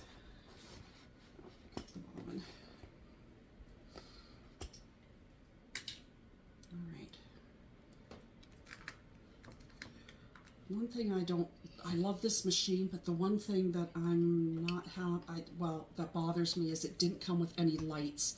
I have 2 lights here to shine down, and they just get in the way. They're magnetized to the top. As you can see, I'm trying to keep it on so I can see what I'm doing. And then I'm just going to rethread. Industrial sewing machines thread from the left to the right, from the side. Mind you, some domestics do too. I can't get my head in there.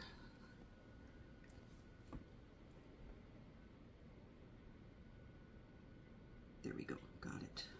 Okay. Okay, let's try this again.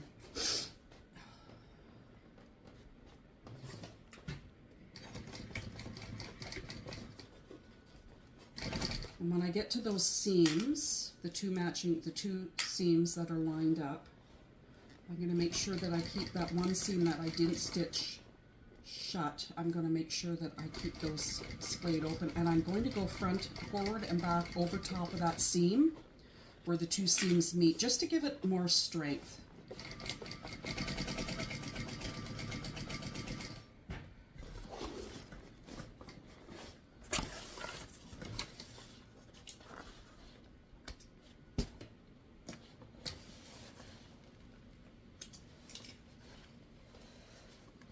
And then we'll just do the other side.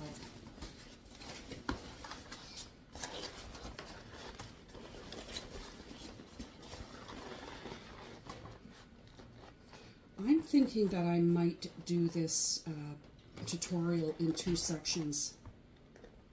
I will see. In 2 chapters.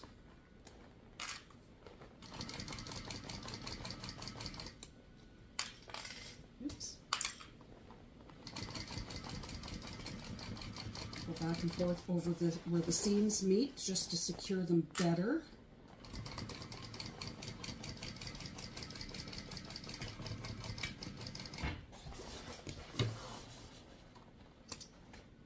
And I don't have to worry about burning the threads because this is the interior. All right, so there you have it. Let's turn it out, and you'll see your semi-finished bag, hopefully.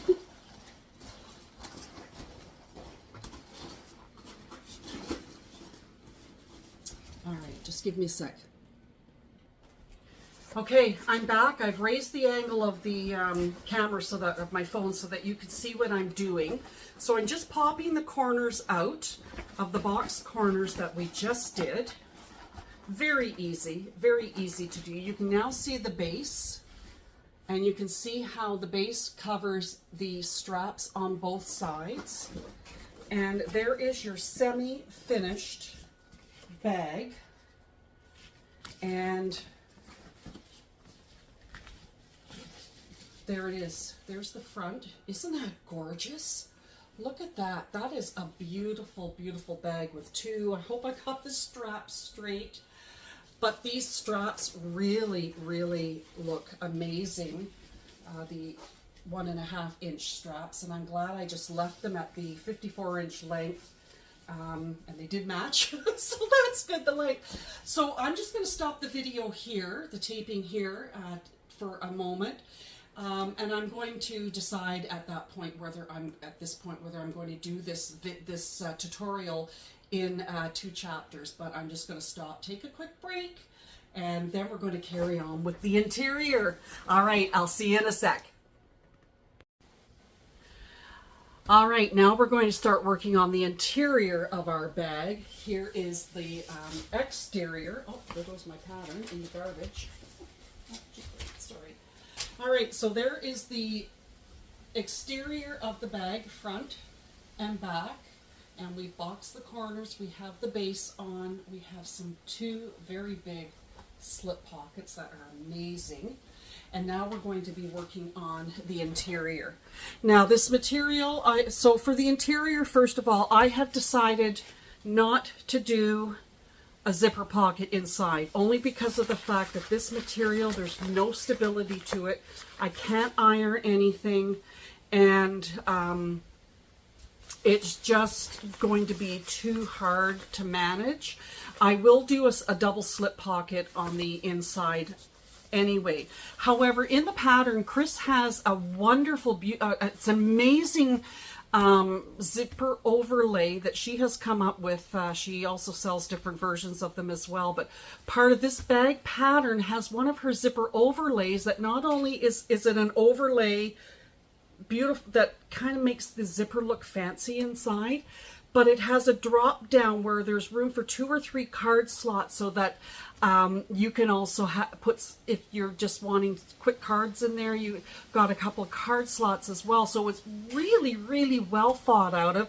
It's actually pretty brilliant, and she has those on her website as well. But what I'm going to do, because this is pretty flimsy, and I'm concerned that this is where the magnetic snap is going to get affixed to. So in the center here somewhere, not far down. So what I'm going to do is, I had shown you these as part of what I had made. I had made these sections. I had interfaced them, and then I had put a double piece of interfacing here to stabilize it, because this is where the magnetic snap is going to go. What I did was I turned over the edge about 1/4 of an inch. This is not in the pattern, by the way. This is something that I'm making only because of the fact that of this material that I'm dealing with. I want to stabilize and firm up the top edge of the interior, so that there is going to be stability when I insert my magnetic snap. So what I'm going to do is, first of all, mark my, mark my centers. It's always a good thing to do. I'm just going to mark my centers on the top at the moment. I had to open up my windows. The temperature dropped. Thank God. The temperature dropped. It's now down to 18 Celsius. It was like 24. Oh, it was in the late 20s, high 20s. So the temperature's dropping because it's supposed to go down to 12 degrees Celsius tonight. That'll be pretty cool considering we're used to hot temps. So I'm just going to mark the centers on both the linings, and I'm going to mark the centers on both of these plackets that I made. Like I said, these are not in the pattern. I have just made them because I want to make sure that that top part of the bag is secure. Oh, there it is. All right. And it'll add a nice feature to the inside of the bag too when it's opened. It'll stabilize the top edge of the bag in and out, but it'll add a nice pretty feature as well. So what I'm going to do is make sure I have the right sides. I'm going to put the right sides together, and I'm going to clip, so this raw edge, the curved edge, where the center has been clipped, I'm going to put the right side together with the right side, the pretty sides of the lining, and I'm going to clip them all together at the top edge, and the sides. And then what I'm going to do is, I am going to, so it's going to be all clipped all around the curve, all around the top, and all the way down to the sides. So I'm going to sew, turn it this way so you can see this little extra piece I'm putting in. So I'm going to sew this on across the top, down the sides, and then I'm going to sew it all across. But first I'm going to do the top, because then I'm going to turn the tops and have the wrong sides together, and then I'll top stitch. So we'll work. I'm just going to work on that, and then I'll come back. Alrighty, I'm back, and I lied. We weren't going to be putting the two right sides together to sew and then turn and top stitch. I don't know what I was thinking. Anyhow, what I did was I put this placard or stability panel, whatever you want to call it, that's not in the pattern. I put it right side up and the lining right side up so that it's all sewn on. And I did it for both sides, and that's going to give it stability. Now, what I want to do at this point is do the magnetic snap before I forget and before I start sewing things together. So I'm just going to fold them in half at our center marking notch that we cut out.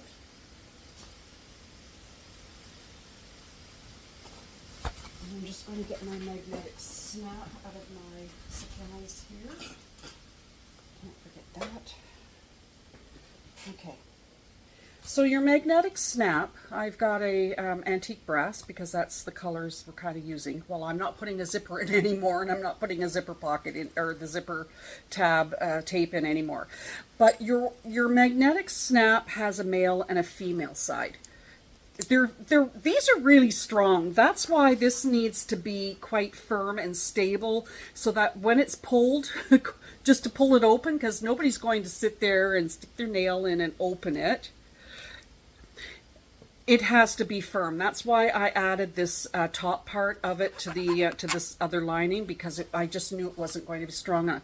So for those who don't know, because yes, I know there are going to be bag makers watching this, but for somebody like me who started off knowing nothing about bag making 2.5 years ago, and everything I learned was on Jeannie's Designs, and other bag makers, and also Chris W Designs as well, because I was watching her videos.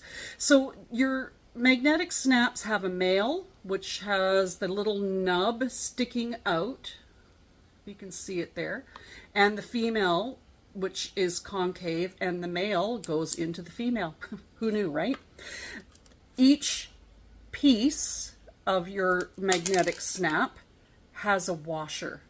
Just like the washer, similar to the washer that was installed when I did my bag tag. And each piece has a washer that will go on it.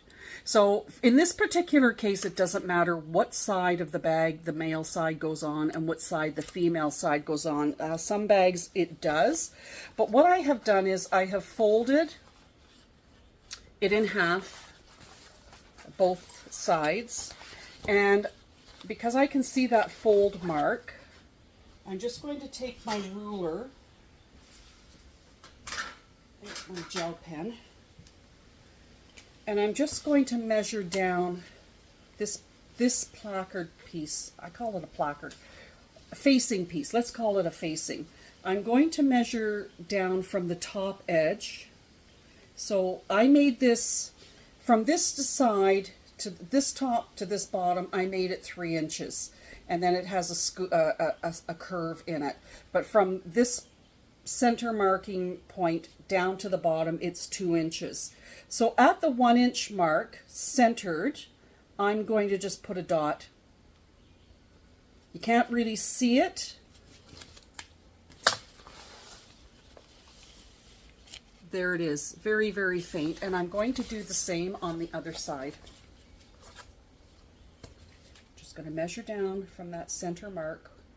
Actually, it's at the very bottom of that cut mark, and I'm just going to measure an inch. This is not in the pattern, so I can say what the measurements are.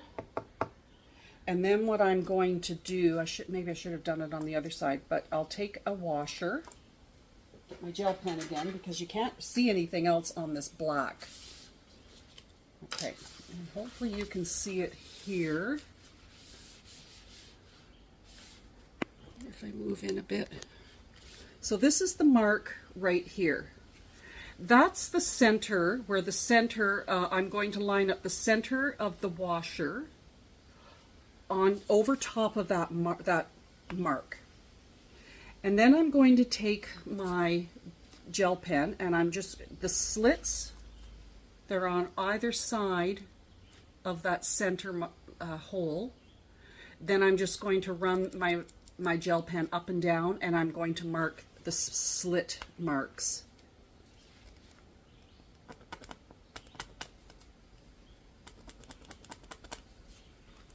And you can just barely see them. Doesn't matter, you're not going to see them when the bag is finished. So there's the center mark, and there's the slit marks, or the slit marks. I'm going to do the same on this piece. So I already have my center dot marked. I'm going to line up the washer with that and center that dot in the center of the hole on the washer and make my marks as well. Okay, now this is where you need duct tape again, because I want that to stabilize on the wrong side. So I'm going to cut a couple of pieces. And I'm going to cut them in half. They're about an inch and a half. And I'm going to cut them because you need 2 pieces for each end of the magnetic snap. So what I'm going to do is find my stiletto. Oh, there's one right here. So this is kind of how so the hole or the dot is here for the center. I'm going to stick my stiletto right through to the back. And then this is it's stupid, but this, well, maybe not. This is how I line up my duct tape. And then I'll stick the stiletto into the center of that duct tape, pull it out, and then I'll line up the duct tape straight. And then I've kind of got it centered on the back. And then I'll just do that for the other side. I'll find the center marking, which is right here. Pop my stiletto in the very center of that. Take a piece of duct tape, Gorilla Tape, whatever, and put it into the center of the Gorilla Tape. Pop it through, stick it on. There. Now we know that when I cut my slit marks, where is my seam ripper? Oh, there it is. So when I cut my slit marks here, it will definitely be on the other side of the duct tape. You're not going to see this. This is the wrong side of the lining. But we want the washers, the male and female sides, on the right side, because that what'll happen is then when the bag closes, they'll close together like that. So I'm just going to take my seam ripper and I'm just going to stick it in the bottom. This is where I added the extra interfacing as well to stabilize that and give it more security.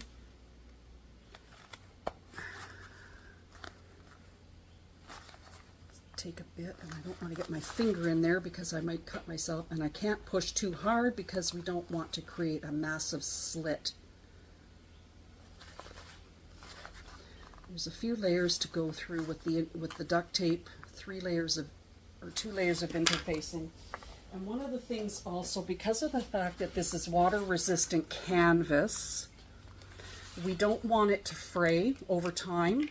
So I use Fray Check from Dritz.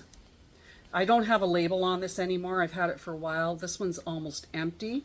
And I'm just going to take it and just put just kind of run a little bit over those slits. And then I'm going to do the other ones, the other slits as well, in the same way that I just finished doing. So pop my seam ripper in there through all the layers. And be very careful with my slit. Pop it in. And your seam rippers get dull over time. And then I'm just going to put the fray check over top of those cut edges. This kind of dries like a thin glue. It stops the fraying of a lot of fabrics that fray. But I like to put a pin in the hole just to help seal it better. And then the lid will go over top of it because it can dry out. So what we're going to do is we're going to take one of our washers. I'm just happening to take the female side, and I'm going to pop it into those slits that we just made.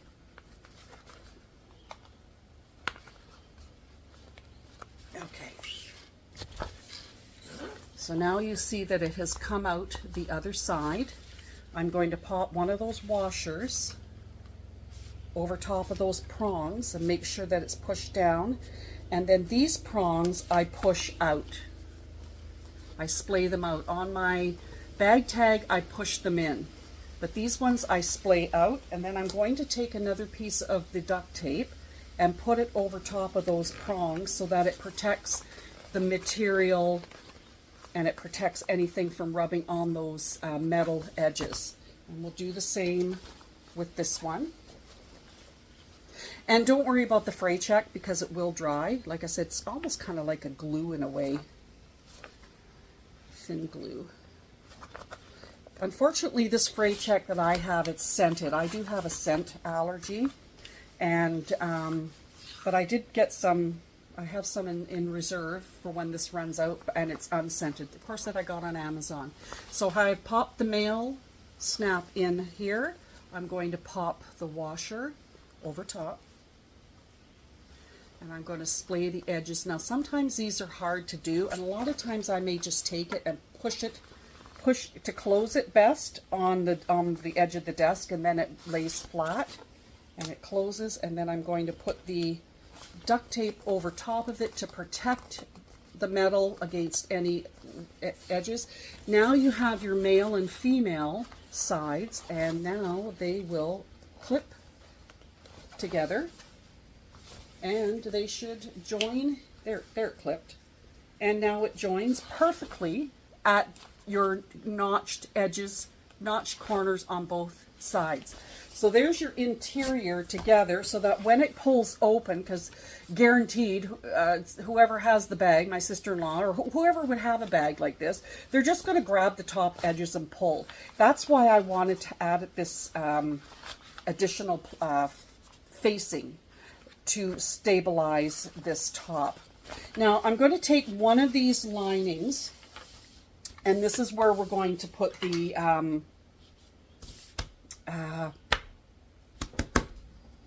slip pocket. So I just used the pattern pieces that were for the zipper pocket, and I just cut them out to be for the slip pocket.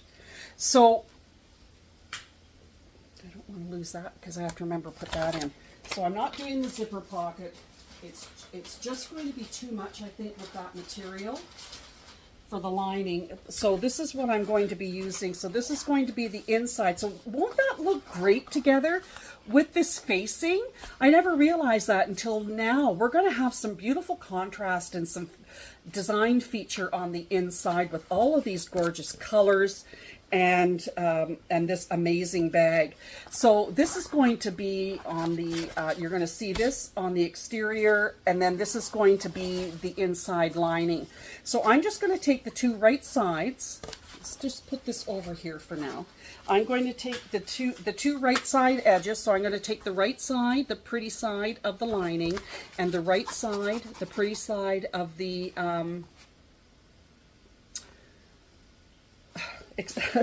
waterproof canvas, and I am going to, let me see how I'm going to do this. Just hold, please. All right, I had to think about that for a second. So I'm going to take the right sides together, and I'm just going to clip them at the top edge and at the sides. In this particular instance, I don't go crazy with clips.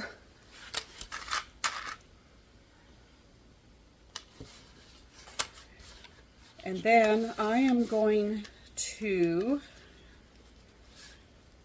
turn up, I'm going to put double-sided tape on the bottom edge of the lining and on the bottom edge of the front part of the pocket, and then we're going to turn that up, and then I'm going to sew down each side of the one side, the right side, top and left side of the lining, and then we're just going to turn these up, and then we're going to turn it inside right and create the pocket. So I knew that this material, I'm just going to use 1/8 of an inch tape because that 1/4 of an inch is too thick. Okay.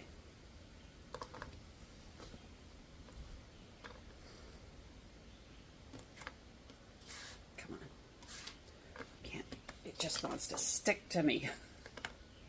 All right, and I'm just running this tape, the 1/8 of an inch tape, all down the bottom edge of the lining on the wrong side because the lining and the front part of the slip pocket they're both right sides together.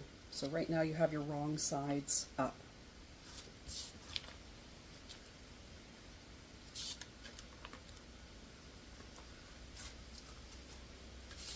All right, I'm going to take the backing of the tape off, and then I'm just going to, the tape doesn't want to stick, and then I'm just going to turn the edge, the raw edge, up 1/4 of an inch approximately. I kind of eyeball a lot.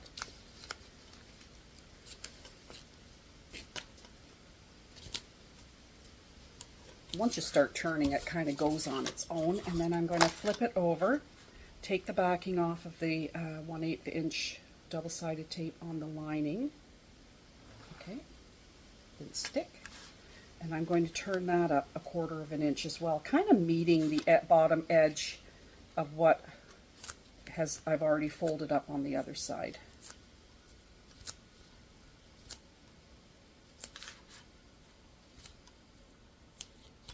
All right, I'm going to clip these bottom edges together, but we're not sewing this bottom edge that I have turned up, okay? We're not sewing those yet.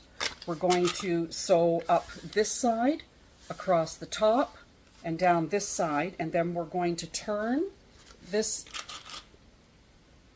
and then we're going to continue from there.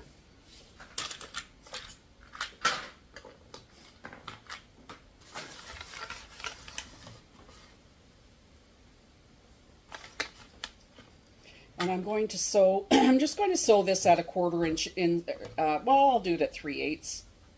This piece isn't in the pattern, I don't think. I just know the zipper placard is in there, but I'm making this slip pocket anyway.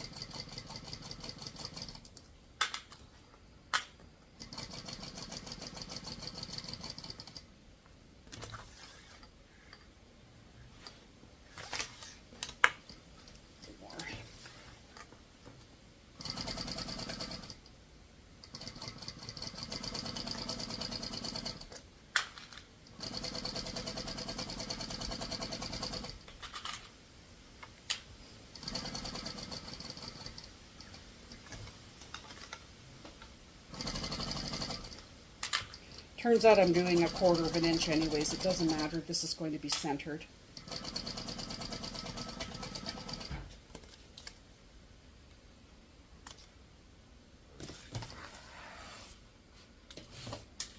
All right, take the clips off. Snip my corners. Just trim the corners so that when we turn it, it's easier. Just don't snip close to your stitches. I've done that. Okay, now we're going to turn it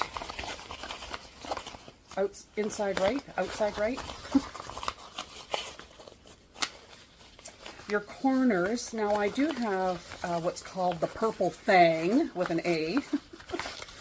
sounds a little slangy, that you can use. It's a turning tool. I do have a broken tipped knitting needle and something else, but a bone folder. But I'm going to use my purple thing. I forgot to show this on the video that I did my tools. Forgot all about this guy, but this is handy because it has a squared off edge that you can run along your seams or poke into corners, and then it has a purple corner or a point that has a curve to it to get into tight corners. So it's a pretty handy tool. So you can see that the corner here has a bit of a pucker. I'm just going to very gently poke that out. Same with this one.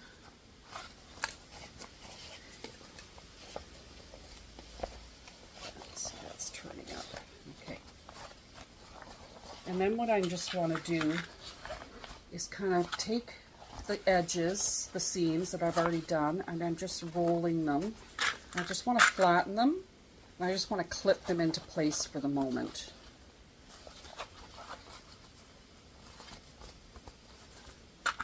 Just to kind of help flatten that seam. Double-sided tape at the bottom is coming loose, of course.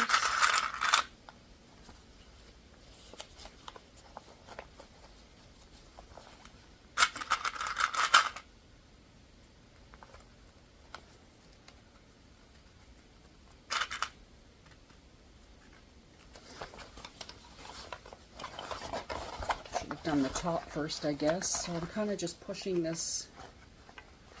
seams out. I mean, you could, if you wanted to. Some people do this. You could have it so that you roll the lining up a bit and make a nice edge, but that would blend in too much with the actual lining. You wouldn't see it. But on an outside, the exterior of a bag, it would look quite nice actually. It kind of will give it a bit of a feature. Almost look like faux piping in a way, I guess. Put some of these clips down.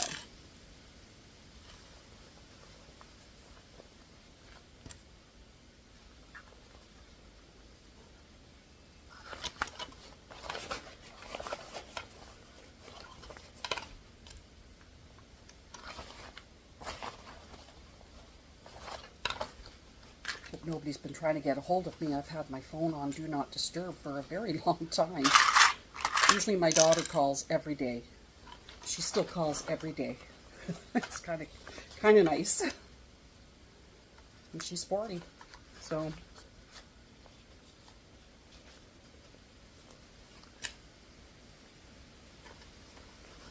okay. Let's get those all tucked in. I seem to be doing more clipping than I usually do. So that's like that. Now of course the edges all came out on the waterproof, water-resistant canvas. So I'm going to turn those over again. Okay. And then I'm going to clip those the bottoms together. And hopefully there won't be any gapping. Just going to take a lighter to this corner where the thread is.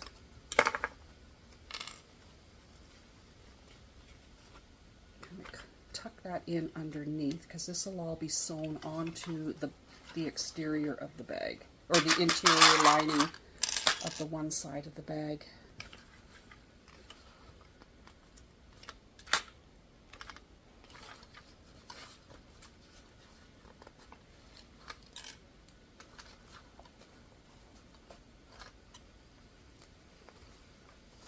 There's another one.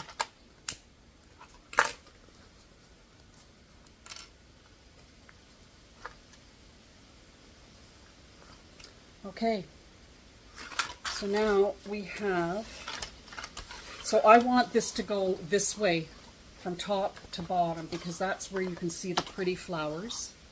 And I have it all clipped. I'm not going to top stitch it yet. And then on this side is the lining side of the slip pocket. So I'm going to get my, now before I forget, is my Made in Canada label. So I had shown you already, I put a piece of double-sided tape in on the underside so that I can take this and line the edges together. And I want this tag to come out. Usually I sew it in the seam of the lining. I usually sew it in the seam of the lining when I put the bags together, but I want this one to come out, to stick out of the edge of the slip pocket, because you can see it better. So it doesn't matter what side, I'm just going to take the top, because I have double-sided tape on this side and I have the double-sided tape on that. So I took the backing off of this and I'm going to put it over here on and just tape it, stick it to that side of the lining, because this is all going to get stitched in. All right, now we have to get it doesn't matter what side you use for your pocket. Just as long as it's centered, and I can pretty much eyeball it, but you can fold it, because we have the notched center marking there. And I'm just going to take it and I'm going to fold it, because I don't want to put marks on here because you might see them. Actually, on this one it's okay because we're going to be stitching up the center. I just have to find my gel pen again. And I'm just going to put a little mark here so I know where the center is, and it's very faint because we definitely can't clip a notch here. And I'm going to put it maybe about 2.5 inches down from the edge of this facing.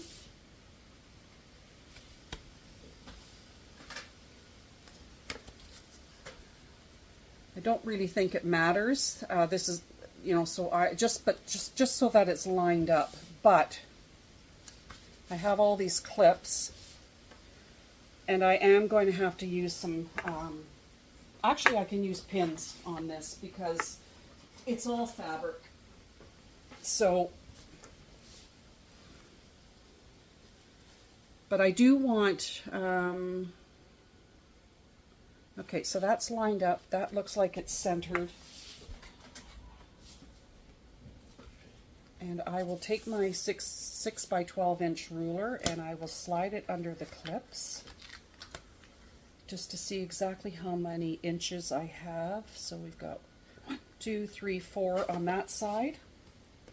And how many inches do we have on this side to see whether it's centered left to right? Probably making more of this than it should. Oh, pretty good. I can eyeball things pretty good. Alrighty. So what I'm going to do is make sure that I can see that it's lined up with my ruler. Okay. And I'm going to take some pins. I could probably take those clips out now, but I want to be able to just pin this to the lining from underneath there. And it doesn't matter where the pins are on here because we're not sewing anywhere near it. But just as long as it's held into place, because that painter's tape did not hold. Okay, I'm going to do another one here, and I'll take those clips out. But I just use the clips just to kind of flatten those edges. Make sure that the seams were rolled out properly.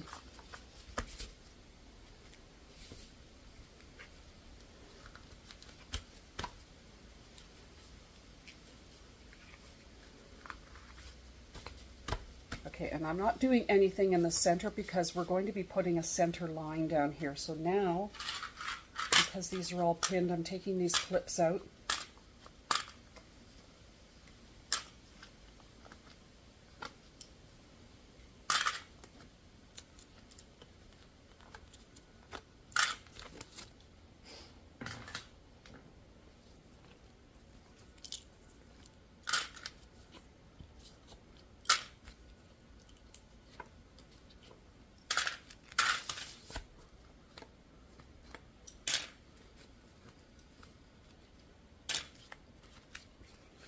Okay, now I need to pin here because this is still open at the bottom.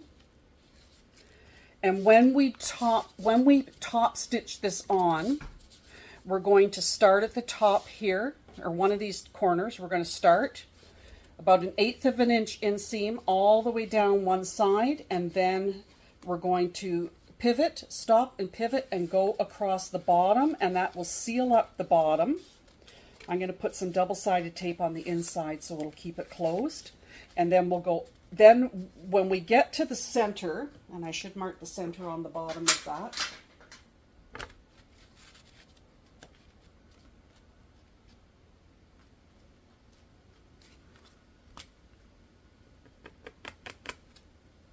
Draw a line. You won't see the line because they'll be stitching.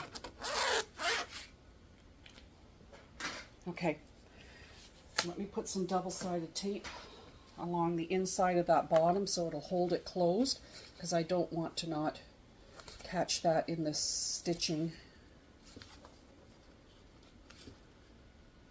and have it pop open. Okay, take the backing off. Here we go. And just lay it flat. Just flatten it out. Okay, so what we're going to be doing is we've got it all pinned on here. Let me just grab some more pins just to make sure that nothing gets missed.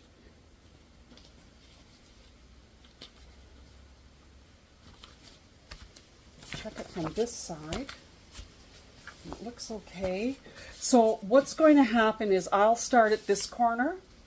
It's going to, when I'll start and I'll top stitch 1/8 of an inch all the way down to this corner, and I'll pivot and turn and go across the bottom, which will seal up the bottom.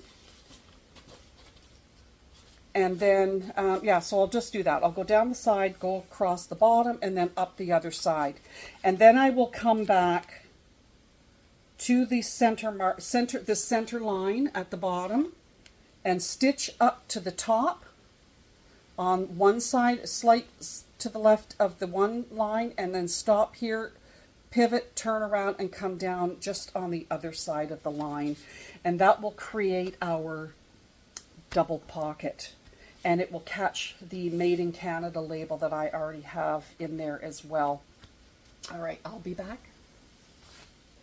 All right, so what I did was I stitched from the top corner all the way down to this corner, and I pivoted, went across, and then all the way back up to this corner. Now I did do my stop and start here to secure the corners. I didn't do the pulling the threads to the back.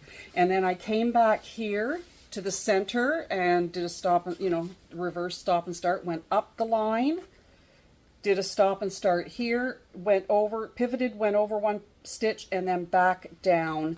So now we have a end stop and start here. So now we have a secure double slip pocket. And let me just get the lighter, because we do have, some of these threads on here. So now we have a beautiful slip pocket inside. And what we're doing now is we are going to be putting the front and back of the linings together. Now, part of the, and of course the magnetic snaps just snap together naturally. Perfect.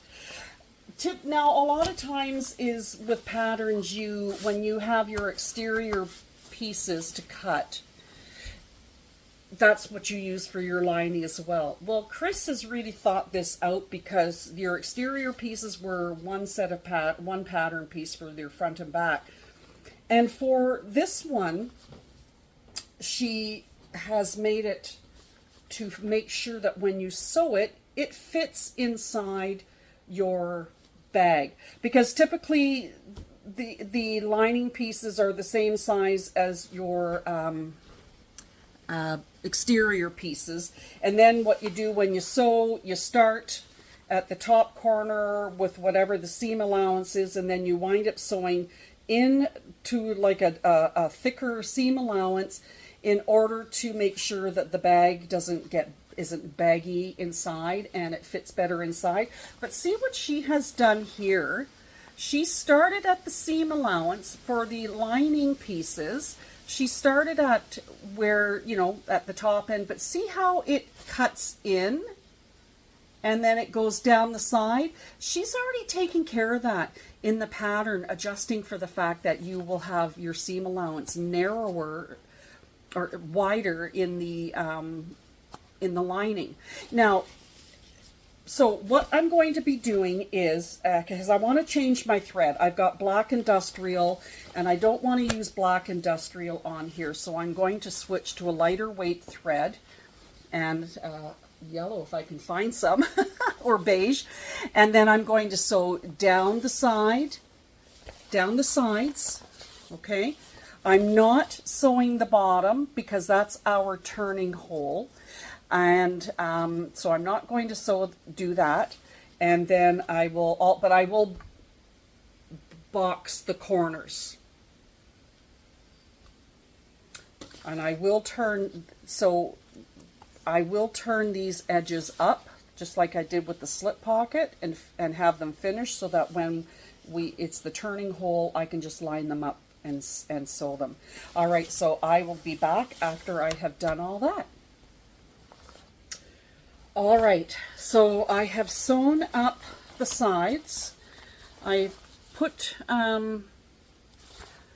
used beige color, just plain old Gutermann Sews-All thread to sew up because I didn't want black thread showing through the seams on the right side. And then I did on the bottom, so I folded up the raw edge about 1/4 of an inch on both sides because this is going to be the turning hole. I did sew about an inch, maybe an inch and a half, into that part of the bottom so that I could create the box corners, and I did that on both sides. And then I lined up those two seams, front and back, and created the box corners on both sides. And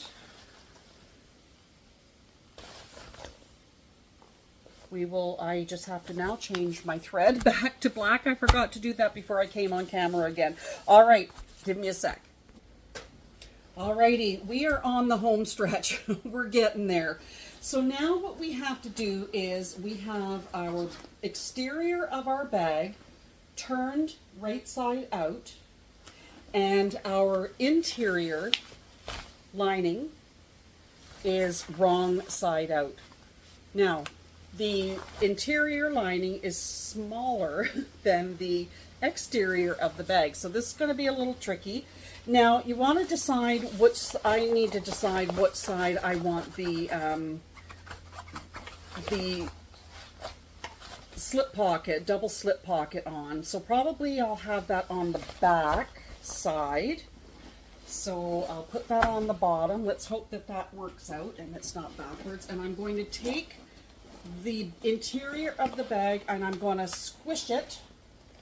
Make sure that your straps are out of the way, that they're down in the bottom too, and I'm going to stick that interior right side out inside the lining, which is wrong side out.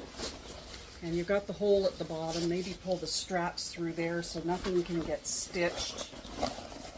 And then what I'm going to do is I'm just going to line this bag up. I'm going to line the side seams. I'm going to line up the lining side seam and the exterior side seams. So we're going to open up the seam. It'll be stiff. Okay, and I'm just kind of finger pressing, this is the lining, finger pressing the lining open. And then I am going to, so what's happening is you have your right side of your lining together with your right side of your exterior of the bag. So I'm going to take the seam and align it with the seam of the interior of the two seams together, and then I'm going to clip it. And then what I'm going to, and I'm going to do that on the other side as well. So I'm going to open up the seam on the lining, and I'll finger press it open because that's that facing I made. That's not in the pattern. Oh, there's the bag. It's inside. Oh, there's the seam. This is just so big to work with, but this is a challenge. Of all the tutorial bags for me to decide, I'm going to do my very first bag tutorial because I have another tutorial that's coming out maybe tonight, and it's going to be about how to install zippers into your existing compression stockings.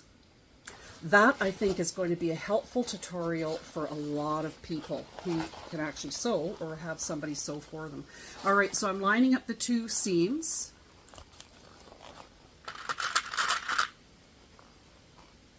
And then what I'm going to do is I'm going to clip all the raw edges all the way around, and then I'm going to sew the interior and exterior together at the designated specified seam allowance, and then I will come back, because doing all this clipping online, I mean, the tutorial is going to be long enough, but you don't need to see all that. I think a lot of people know how to clip. I mean, you just line up your raw edges and clip around, and then I'm going to sew all the way. Like, this bag's going to be easy to sew because it's so big, and I'll have lots of room to turn it, but I will sew up all the edges, and then I'll come back and see you when I have it all sewn, and then we'll show you what we're going to do next.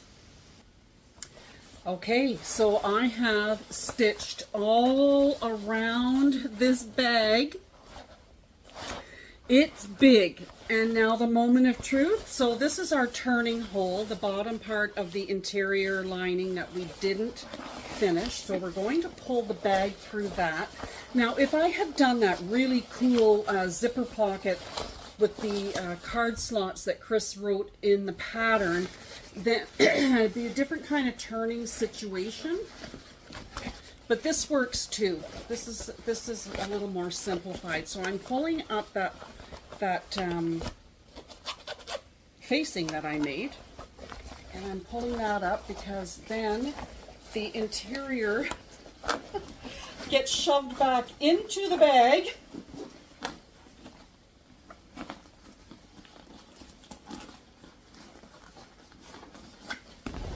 Oh, a lot of air.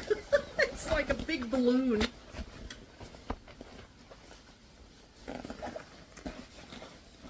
And what happens is now, this is funny. I'm sorry, I'm getting tired, but this is funny. All right, what I am going to now do is I'm going to, first of all, no, I can't do that. I can't finish the hole yet because I need to make sure the air is out of it. All right, I'm going to pull the lining down. I need my hand up inside so I can feel, and I'm going to flatten this exterior and flatten the seams, line up the seams, so that what I will be doing is I will be lining up the exterior with the interior facing that I made, and I'm going to clip this way, because when it's all clipped around, then I'm going to top stitch. I'll probably turn it inside out to top stitch because that will work out easier for me. All right, so let me play with that because this is big. So I'm just, like I said, I'm just going to take the seams, or not the seams, I'm going to pull the lining down. I'm going to line up this edge with the facing, and I'm going to clip all around, and then I'm going to top stitch on the right exterior side because the top stitching will look better. So I'll probably turn the bag inside out at that point, and then after that is done, then I will come back and I'll show you how I'll close that turning hole. All right, I'll be back. Okay. So that was quite a feat, trying to keep this balloon deflated. So as you can see, we have the bag almost done. This is really exciting. So I've top stitched all the way around, and the seams meet the seams, and there is that facing that I made to give the magnetic snaps more security, more stability, and they snap beautifully. Now we have to close this bag up. So right now, if I had done the zipper pocket like Chris had written in the pattern, then the zipper pocket itself, we would not have sewn the bottom edge. We would have used that as a turning point as well. And then this, the way she has the pattern written, this part of the bag, the bottom of the lining, because the pattern was written that you didn't box the corners or sew the bottom. And had I followed the pattern, then this part of the bag would have been shoved up through the open zipper pocket lining and come out through the top looking like this. And then I'm just going to raise this a bit and maybe we can see it a bit better. Okay. And then I could have boxed the corners and sewn the bottom and then finished the zipper pocket. But I didn't do it that way. So this is how I did it. There's the box corners, and I turned the raw edges in so that it created a kind of a false seam. So what I'm going to do is here, I'm just going to clip. It's not going to be perfect inside, but who looks at the bottom of a bag, the interior of a bag anyways? I'm just going to clip. And I changed my thread back to the beige Gutermann Sewzall thread. I use Gutermann only because of the fact that I've never had good results with Coates and Clark for normal, ordinary sewing. And I just get my Gutermann thread, my regular Gutermann thread, or even the heavy-duty Gutermann that I use. I get it at Walmart. Their prices are good, around the corner. All right, so I'm just going to clip all of these, this edge.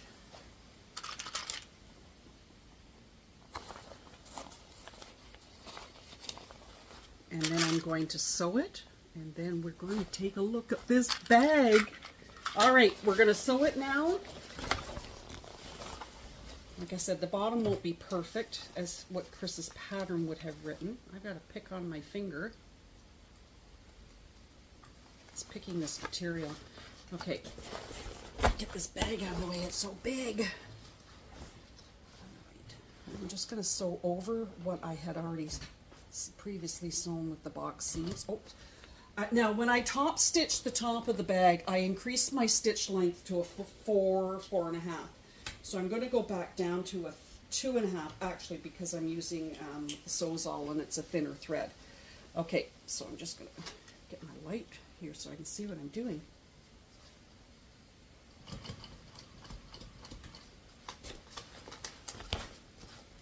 Strap out of the way.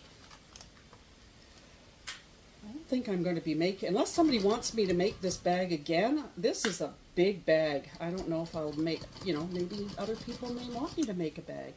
I can post it on my website. Speaking of my website, it's www.360handmadebags.com.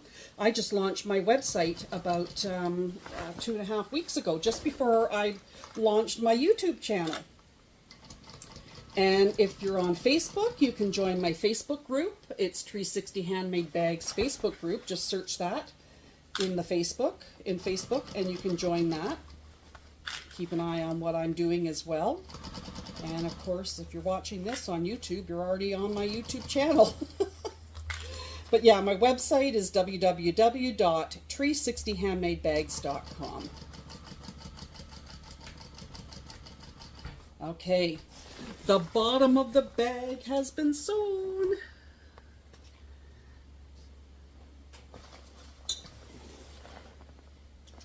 All right, let me just get the lighter to quickly, oops, I didn't catch that.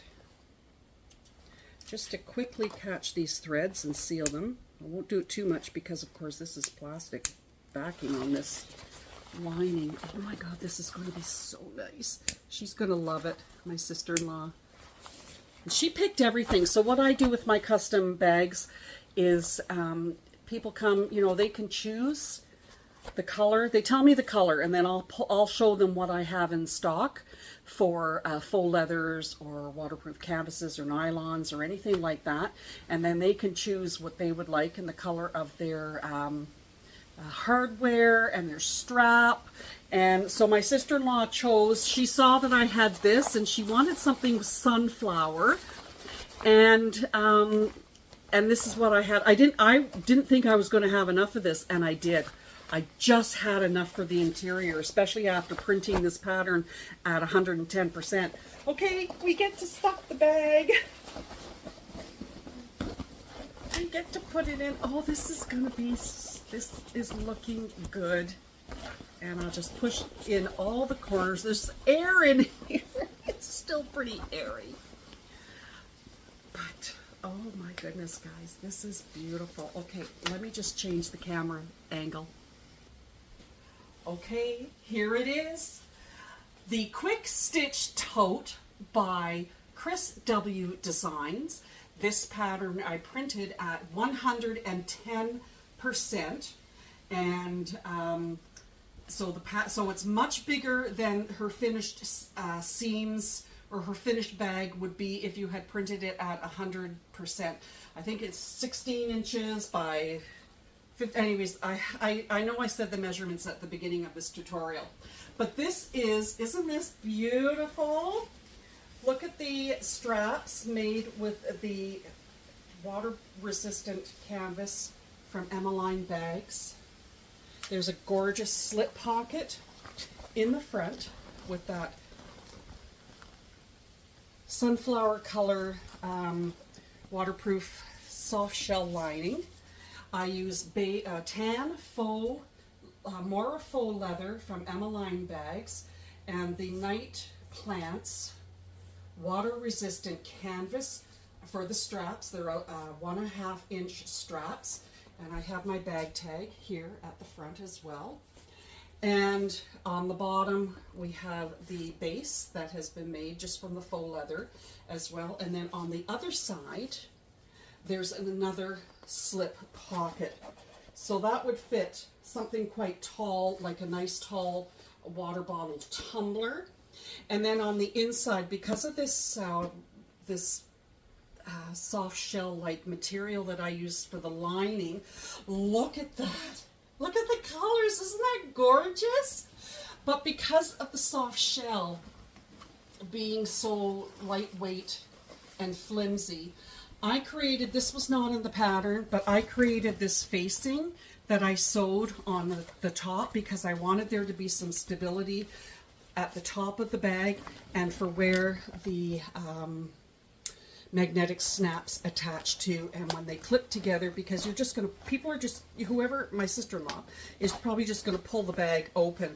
But look at that, gorgeous. I did not do the zipper pocket that Chris has in her pattern, which has a beautiful, beautiful, well thought out zipper overlay that has a part that goes down at the bottom, and it has a couple of card slots built in.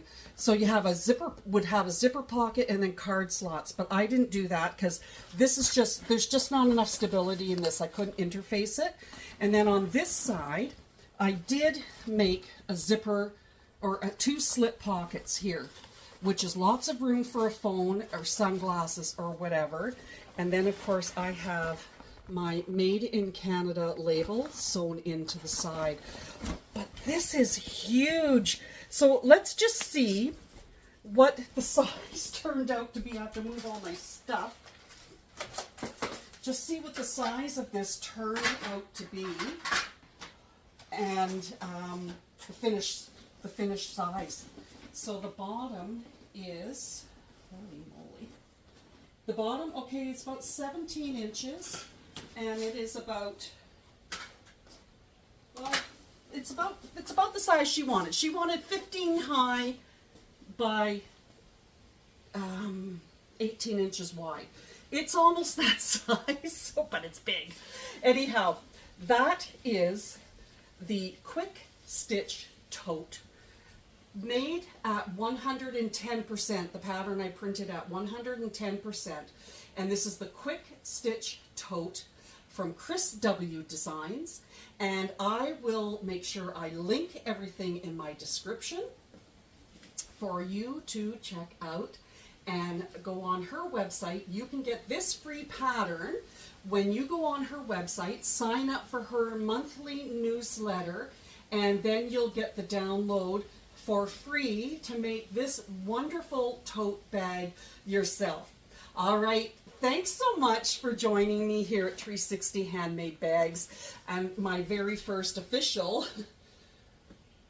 bag tutorial, making this for my sister-in-law. And I know she's going to love it, and you guys will too when you make yours. All right, thank you so much for joining me, and we'll see you the next time. Bye.